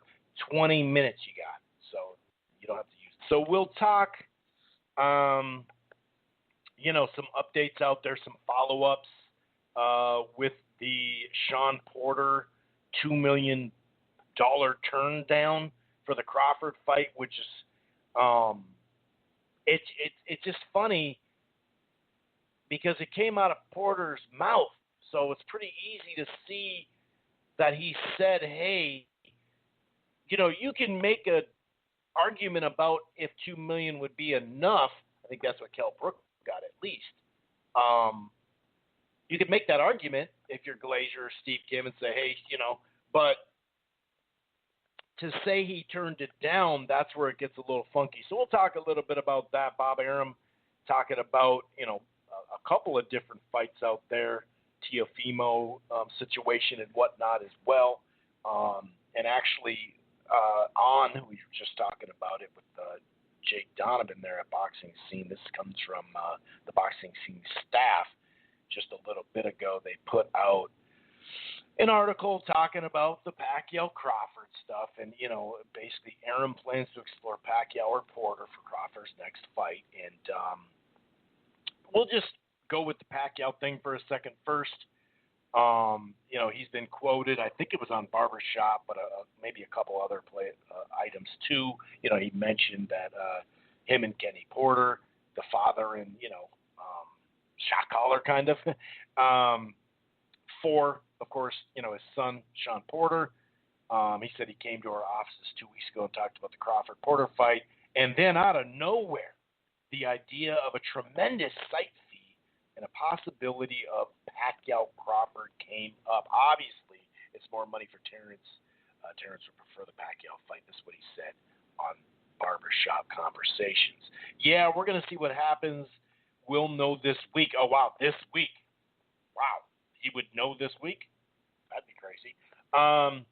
If Pacquiao, and Crawford can happen. If it doesn't, this is his opinion. Since Spence doesn't want the fight with Crawford, I think Crawford and Porter would be a tremendous fight. Crawford wants to fight Spence, but Spence says loud and clear that he doesn't want the fight with Crawford. So they're talking about it again. And, we've heard this story before. Last week, I think it was, Manny came out and said, hey, I'm ready to fight him. And maybe they had $50 million offered to them, in general from someone over there. And that's where Pacquiao got the number of, you pay me 40 and he gets 10. And maybe with a huge site fee, that would be doable. Obviously, without the site fee, there's no way that he'd get $40 million for the fight. And that's, sometimes I'm critical of Bob for obvious reasons, but that would be ridiculous. You know what I mean? Because remember, $20 million was too much a couple of years ago, 2018-ish, when they were talking about him and Pacquiao and Crawford and whatnot. So he wanted too much money then.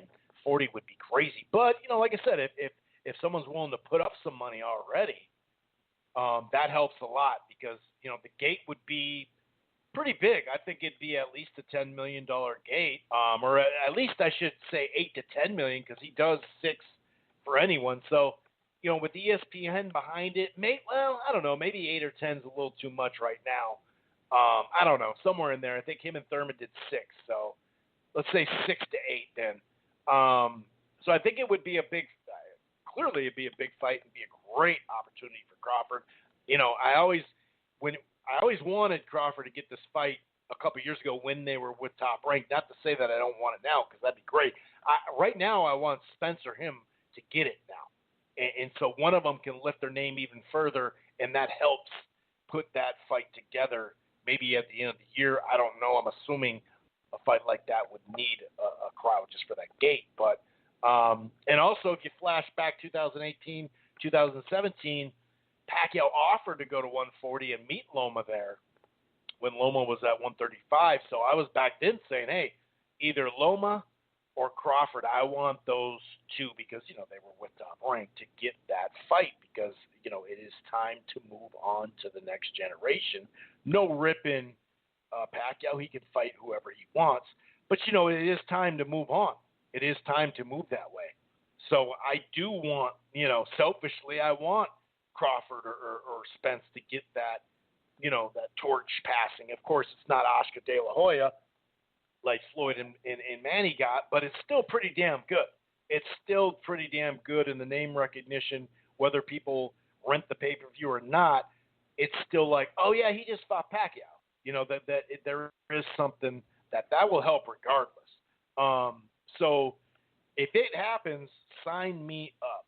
You know what I mean? Sign me up for it, dude. I really hope this happens.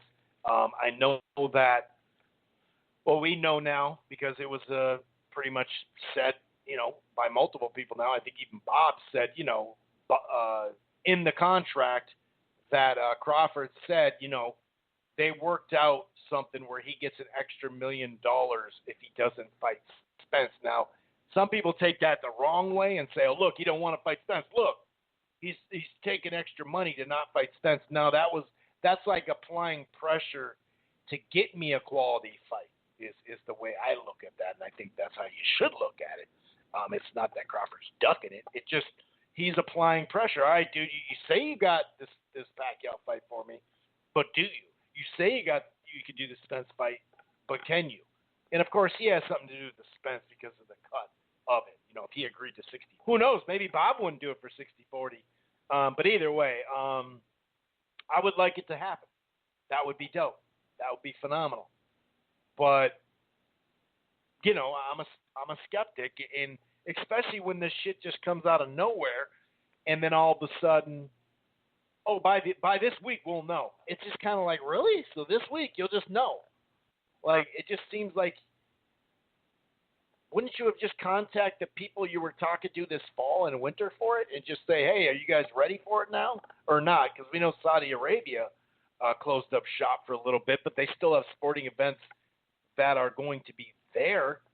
But as far as their travel, but maybe you could get past that with the travel. I don't know. I really don't know.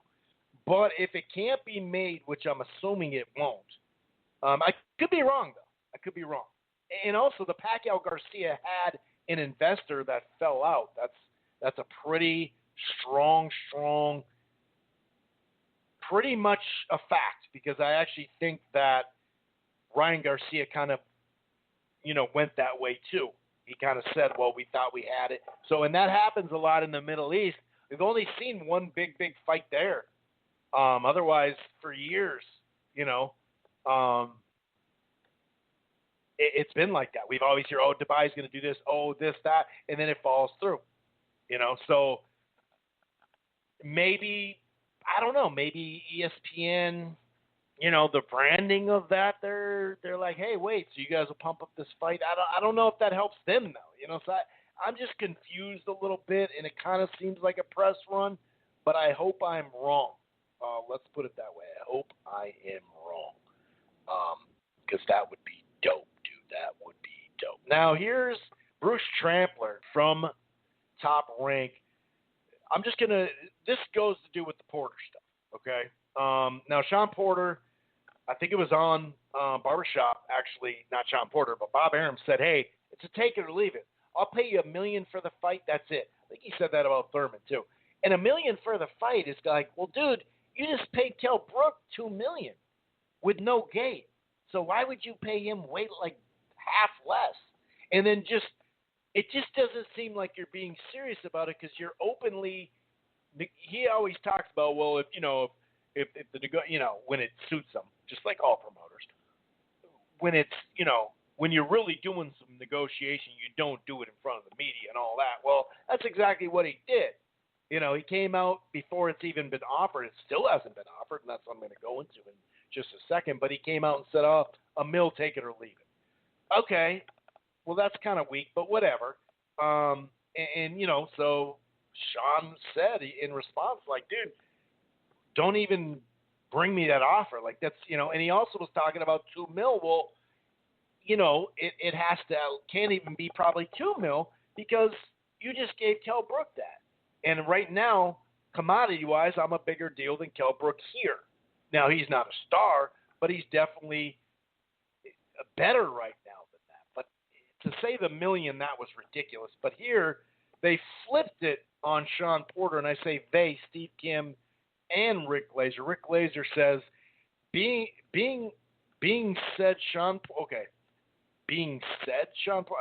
told, I think he meant to say, being told, I'll just help him out there. Being told Sean Porter turned down $2 million versus Crawford, and many saying Porter should get a lot more. But if you ask those same people, would you pay to see Porter fight on pay-per-view, even if he was fighting Crawford? They say no, they wouldn't. That's, you know, hypocrite or whatever. The tweet kind of, I think it's hypocrite. I can't really read what he said. The fucking tweet cut off. Hypocrisy, I think it is. But anyway, you know, he's talking about something that's like these same people that, you know, say you should get more wouldn't buy it. So all of them will?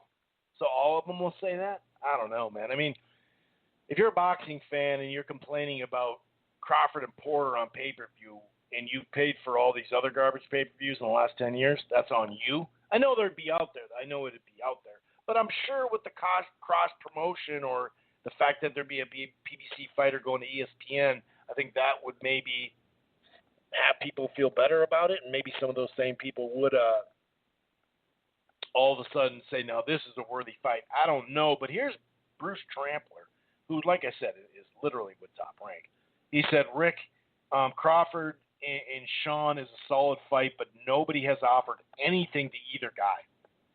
Can't imagine it taking place without the paying customer to provide an upside in the purses or several months, from that proposal. So this is what Steve Kim said. So I'm reading and hearing about Sean Porter turning down $2 million to face Crawford. That's certainly his prerogative, but does he have other or better offers on the table? He said, I have no idea. Bruce Trampler said to Glazier, or maybe somebody else actually, that ring IQ dude or something. I honestly have no idea, but you'd have to ask Sean. I can only speak for Top Rank, and there's no offers made. So this is just him talking about it, and then he just runs with it. You can hear Sean say, hey, I need even more money than Kell Brook got.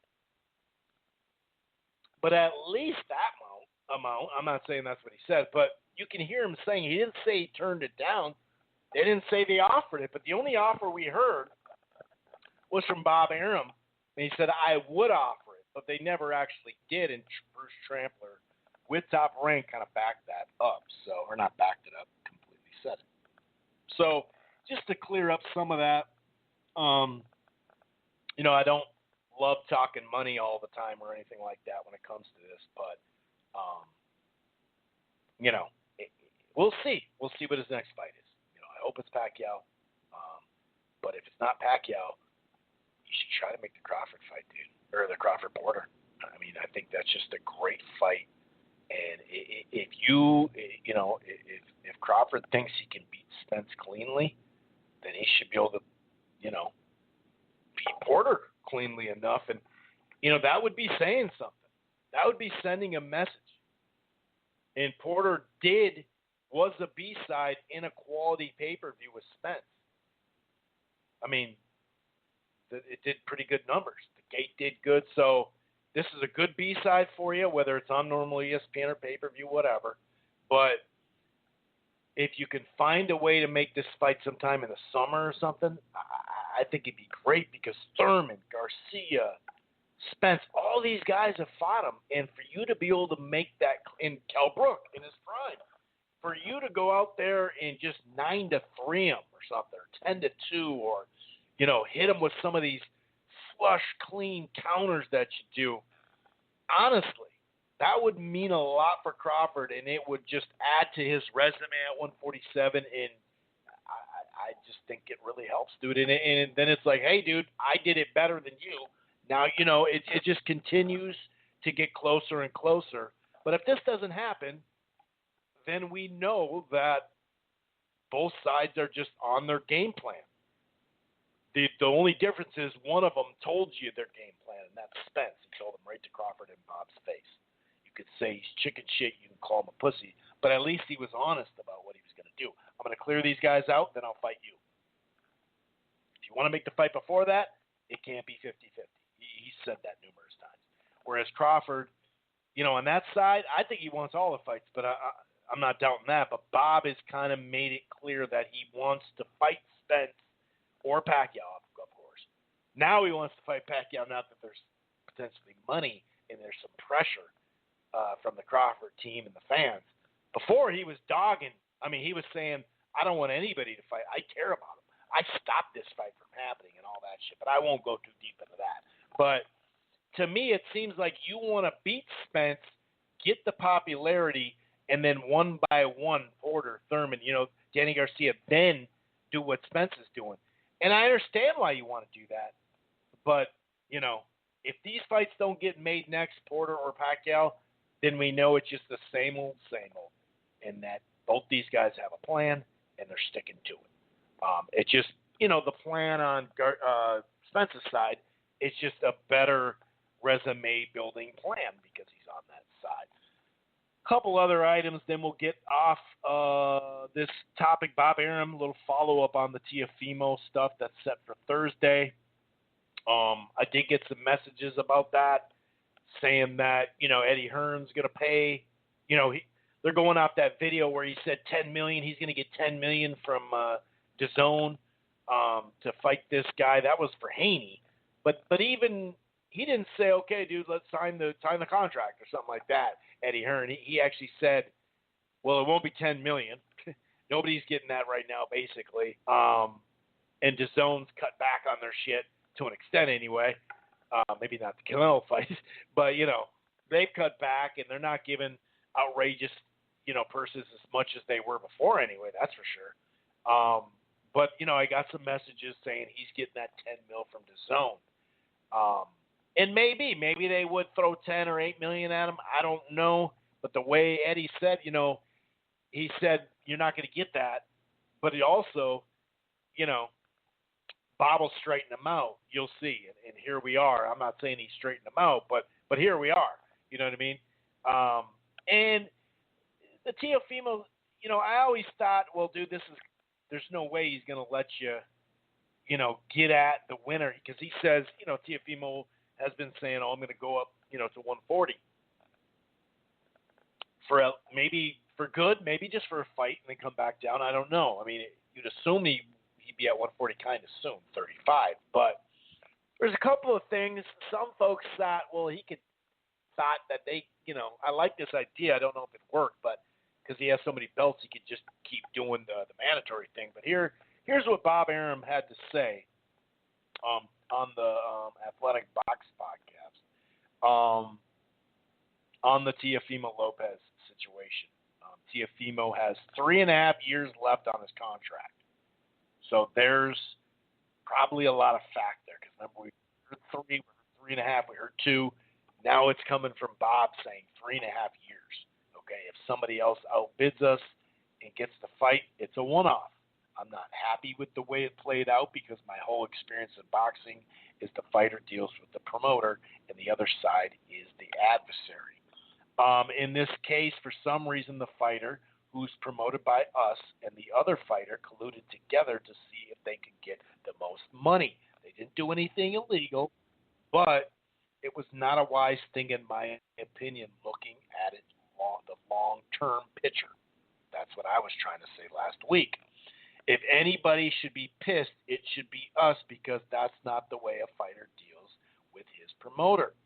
That will come about when we have Ramirez and Taylor, the winner of that, and we're looking for an opponent for the winner.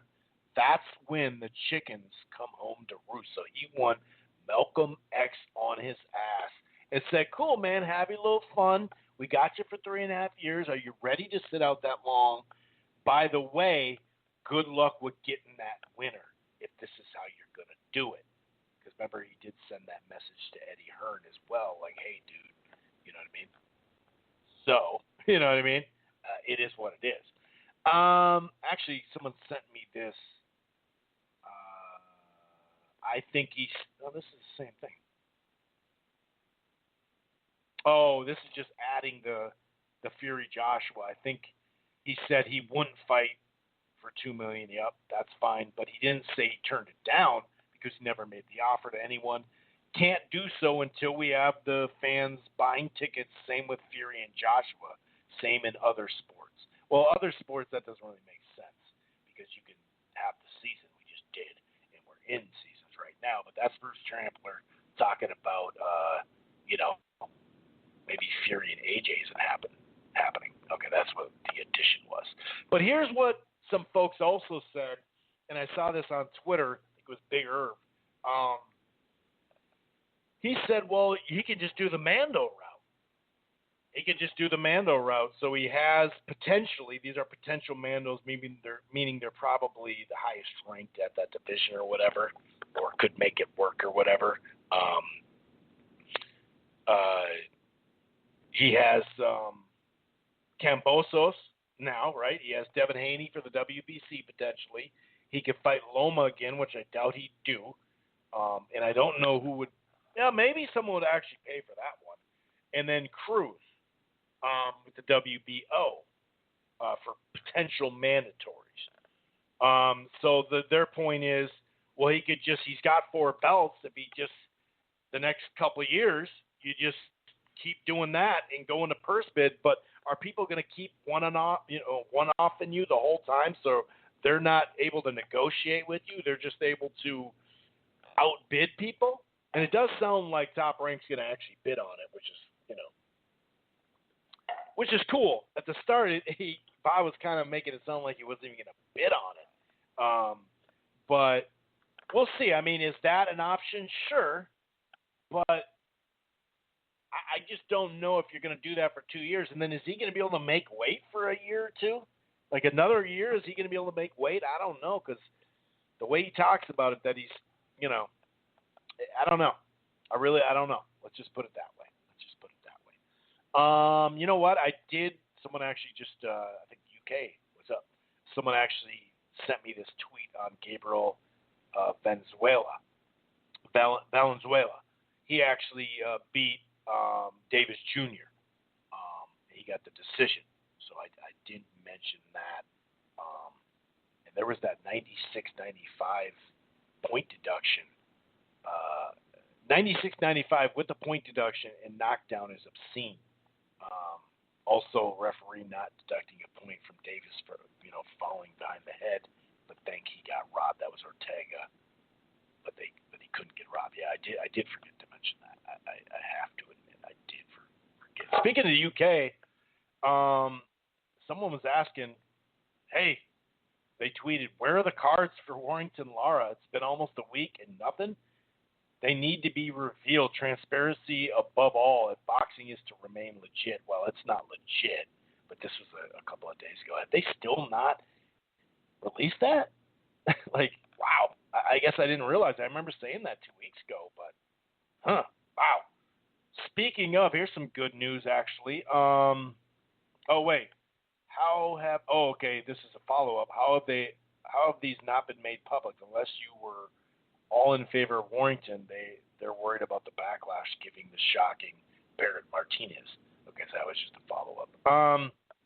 Some good news for boxing fans as far as going to the fights, or if you just want to spend Vegas, spring in Vegas.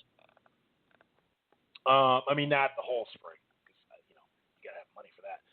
The MGM Resorts announced Las Vegas Resorts, the Mirage, Mandalay Bay.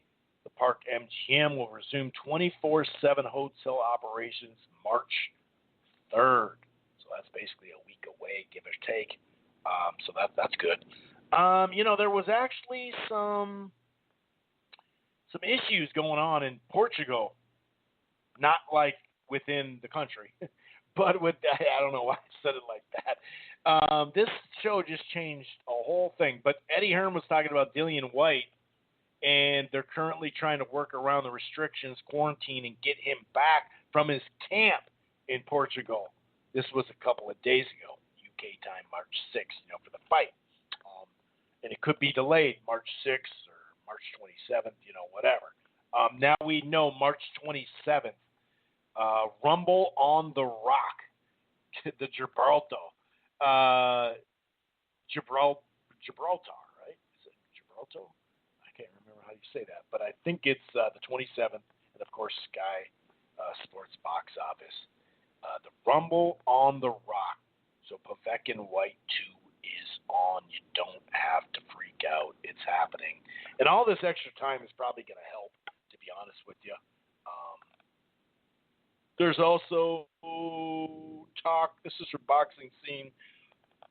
A while back, Emmanuel Navarrete and Christopher Diaz for his 126-pound title, April 24th. That's when on ESPN. That's when the ESPN is going to return. They are shutting down for March and a good chunk of April. Basketball is taking over. Of course, we can say basketball taking over, but once it's mid-March, ESPN doesn't do college basketball anymore because that's all on. That's 3 weeks of the tournament, and that's CBS, TNT, and that True TV and shit like that, and TBS. So I I'd never thought about that. I'm like, wait, I didn't know they were going that deep into April too. But April 24th, I guess Edgar Berlanga is on it against Damon Nicholson as the co-feature, and you can call that a step-up fight if you want. It is what it is. I'm not crazy about it, but I'm not against it either.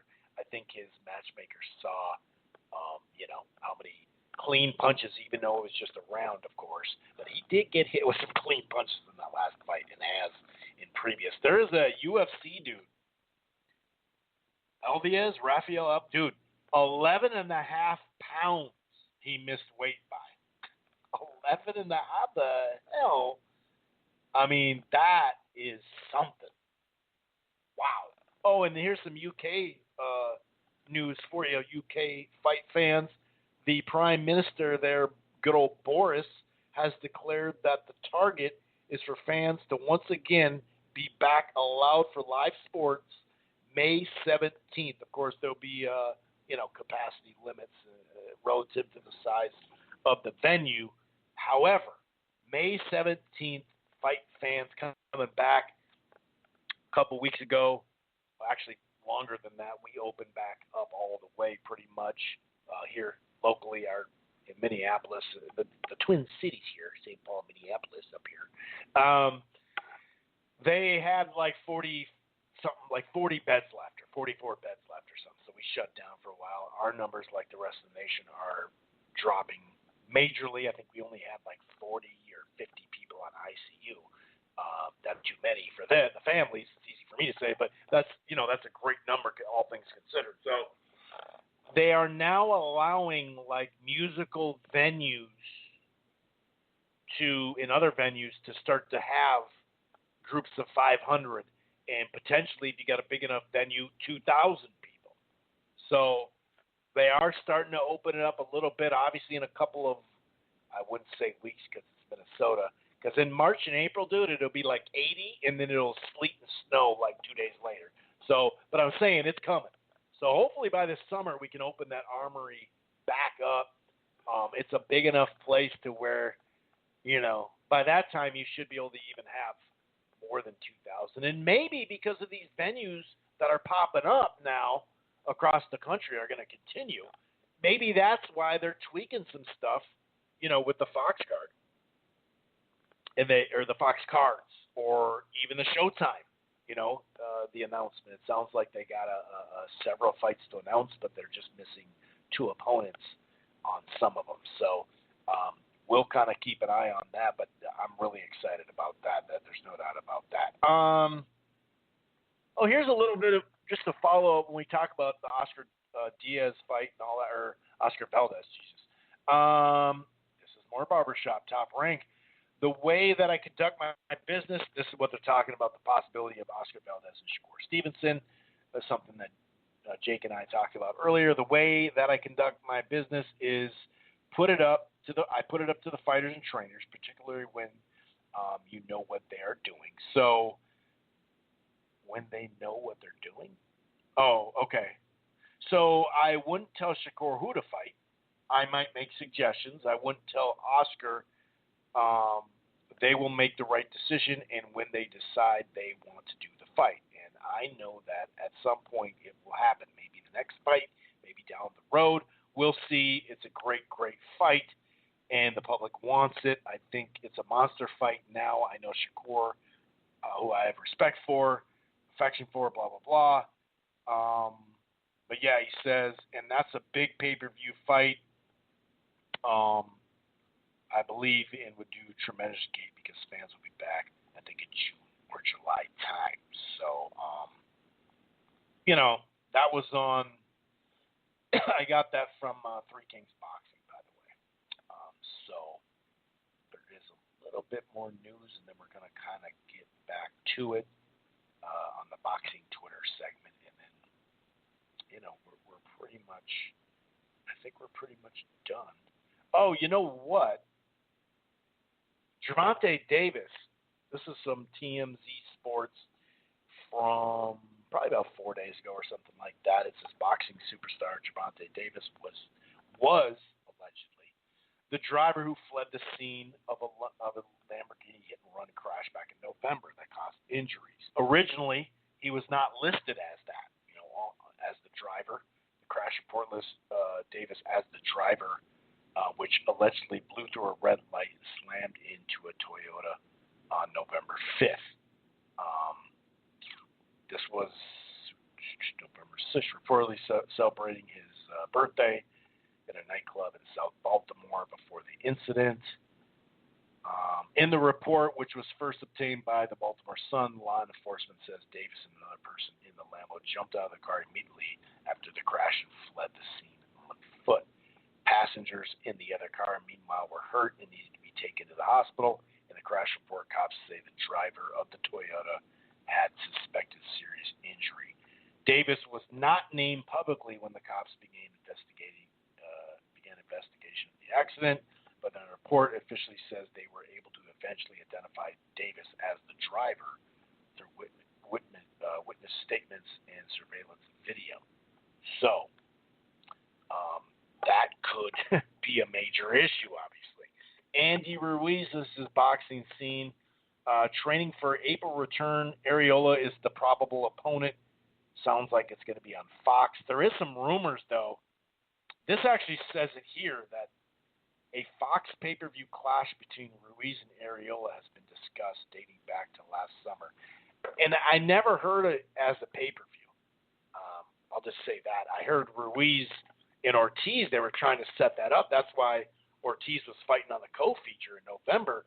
Well, he fought on the main event, but it was supposed to be Ruiz and Areola, and then Luis Ortiz and I forgot the dude he fought, and then they fight sometime, now or this summer or something. So that was to kind of try to build that one, but from the sounds of it, that Ruiz was not in tip-top shape enough to be fighting in November, so he did lose a bunch of weight, yada, yada, yada. But anyway, this is Reynoso, his trainer. The next opponent, they're going to finalize that. Hopefully, we are waiting for Andy's team to confirm the opponent for April. And right now, Tom Brown, TGB Promotions, opt not to comment on Ruiz's comeback fight and all that good stuff. So he's lost some weight now. He's ready to go. He said he'll be competing at 250. We'll see how that goes. But I've always liked that fight. I know Areola actually I think it was L.A. Setback that had a video of him training, and he's known about it since like the summer and at least the fall. So he wants that fight, it sounds like, and I think stylistically it's a good TV fight. And having not fought for all that time, I think that's good for both of them. But Ruiz, it's a good fight for him coming back, in my opinion. But I'm not a big fan of that on pay-per-view. I'll tell you what, they'd have to be really happy with what's going on at Fox and PBC if they put that on pay-per-view. You know what I mean? I think they'd have to be really, really happy. Now, maybe that's the problem, and I don't know. Maybe PBC and Showtime are actually, in advanced talks to extend. I talked about how Showtime, the streaming service, has, picked up steam. I think it's like up to 6 or 7 million now on the standalone. So it actually Showtime has more subs than it did years ago when it peaked. Because combined, it's like 27 million. Because I think they have 20 million straight up. And then with that All Access, what I think is going to be called Paramount Plus, if I'm not mistaken, but that All Access stuff that has millions of followers too. So, who knows? I don't know. I try to look at all the facts and then make an educated decision after that. Most of this is boxing Twitter. It looks like there's some news mixed in here a little bit. We'll see. All right. So, man, this is weird. Crawford shouldn't take any risks. He's doing just fine. Fight another washed-up guy and retire undefeated. Fuck Spence. Spence brings nothing to the table. If Crawford lost any fight, fans would say he's exposed. So why bother with what boxing fans want? Who cares about boxing fans that cry he was exposed deserves only mismatches. If I was Crawford, I would never fight anybody good, only Pacquiao for huge money. It's a weird tweet, dude. Like, it just sounds like an overly defensive Crawford fan. But who, what am I going to say? Tyson Fury says, does AJ have the balls to fight me? This is like a week ago. Actually, Schmurder's getting out, if you guys follow. And this is 10 p.m. curfew lefty, lazy lefty. He says, we've seen this act before. Klitschko didn't have the balls to rematch him. Fury pulled out. Wilder didn't have the balls to rematch him. Fury pulled out. Wilder didn't have the balls to fight him in the third fight. Wilder pulled out, or Fury pulled out. That'd be crazy. It's so crazy, though. I got to admit, though, like, I got to stay busy in December, dude. I'm not waiting for this Wilder fight. No fight, no nothing. Here we are, very close to the end of February, about to be March, and they don't have it announced yet. So tell me the reason why you couldn't fight Deontay Wilder even in February or January, which is where ESPN and Fox wanted to move it. Kind of funny. Anyway, I just hope the fight fucking happens. You know what I'm saying? Gotta really appreciate the job PBC, Showtime, Fox has done during the middle of the pandemic. Oh, okay. How does Top Rank not have a backup opponent in case someone, from the main event gets COVID? I feel terrible for Union Joe, obviously Joe Smith. The way forward was shown, but Top Rank is too cheap. I mean, you do have a point. I do like Fox has done some of that, but Showtime really had the stuff set up where they had a backup. That's pretty dope, I'll say. Expensive, extra fees and all that, but dope. Diaz intentionally. Okay, we're talking about Jojo Diaz. Diaz intentionally missed weight. Didn't want to be steamrolled by power punches. He's the smaller guy in this fight and the lighter puncher. He gave himself a weight class advantage because he was scared he couldn't handle the power shots. So that's why he missed weight. The guy's making an excuse for him. Now he'll be able to box more comfortably without worrying about going to sleep from a shot he doesn't see coming. If you don't see it coming, there's a chance the weight, I don't know. To miss weight, remember, he was a featherweight. Then he went up to 130. So he shouldn't be having problems making 130 and shouldn't be uncomfortable. I mean, relatively speaking, of course. And that's coming from a wrestler in high school. I did have to lose weight. It's some crazy stuff in the process. But now he'll be able to box more comfortably without worrying about going to sleep from the shot he doesn't see coming. That just doesn't really line up. Pretty disgusting, but that's totally what happened. 0% chance he was another weight class. 0% chance he accidentally was in another weight class. 0. So he really wasn't making an excuse for him. I mean, he kind of was, but he gave him a reason. He gave him an out.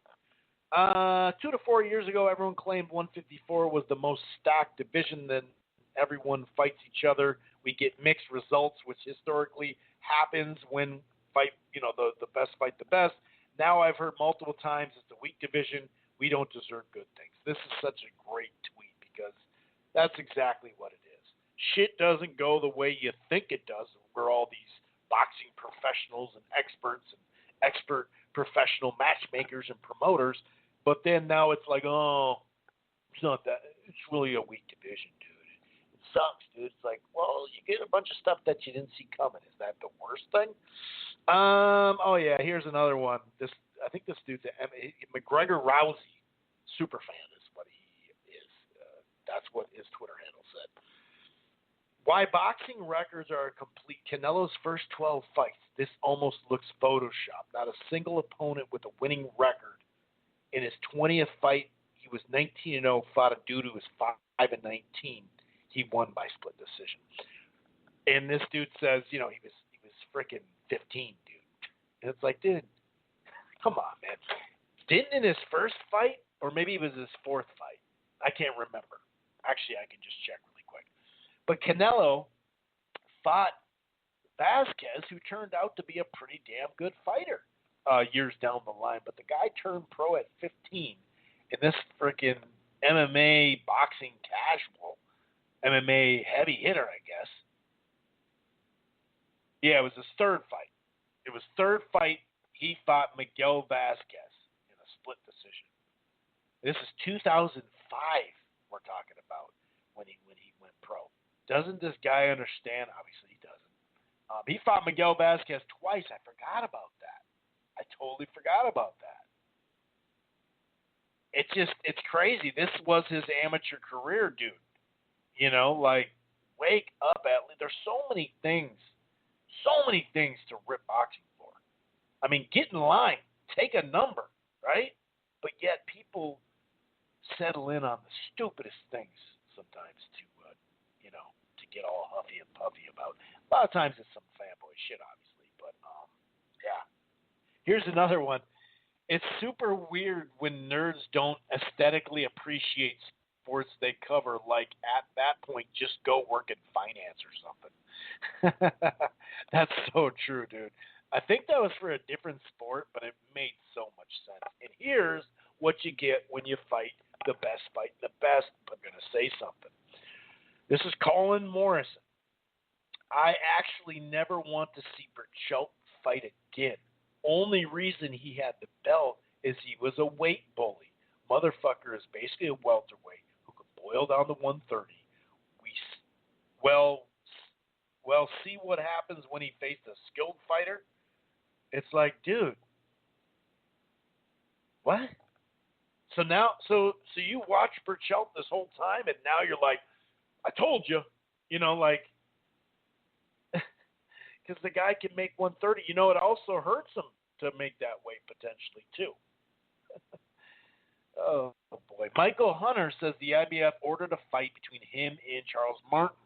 Martin withdrew. That kind of tells me Martin and Wilder may fight. We'll see.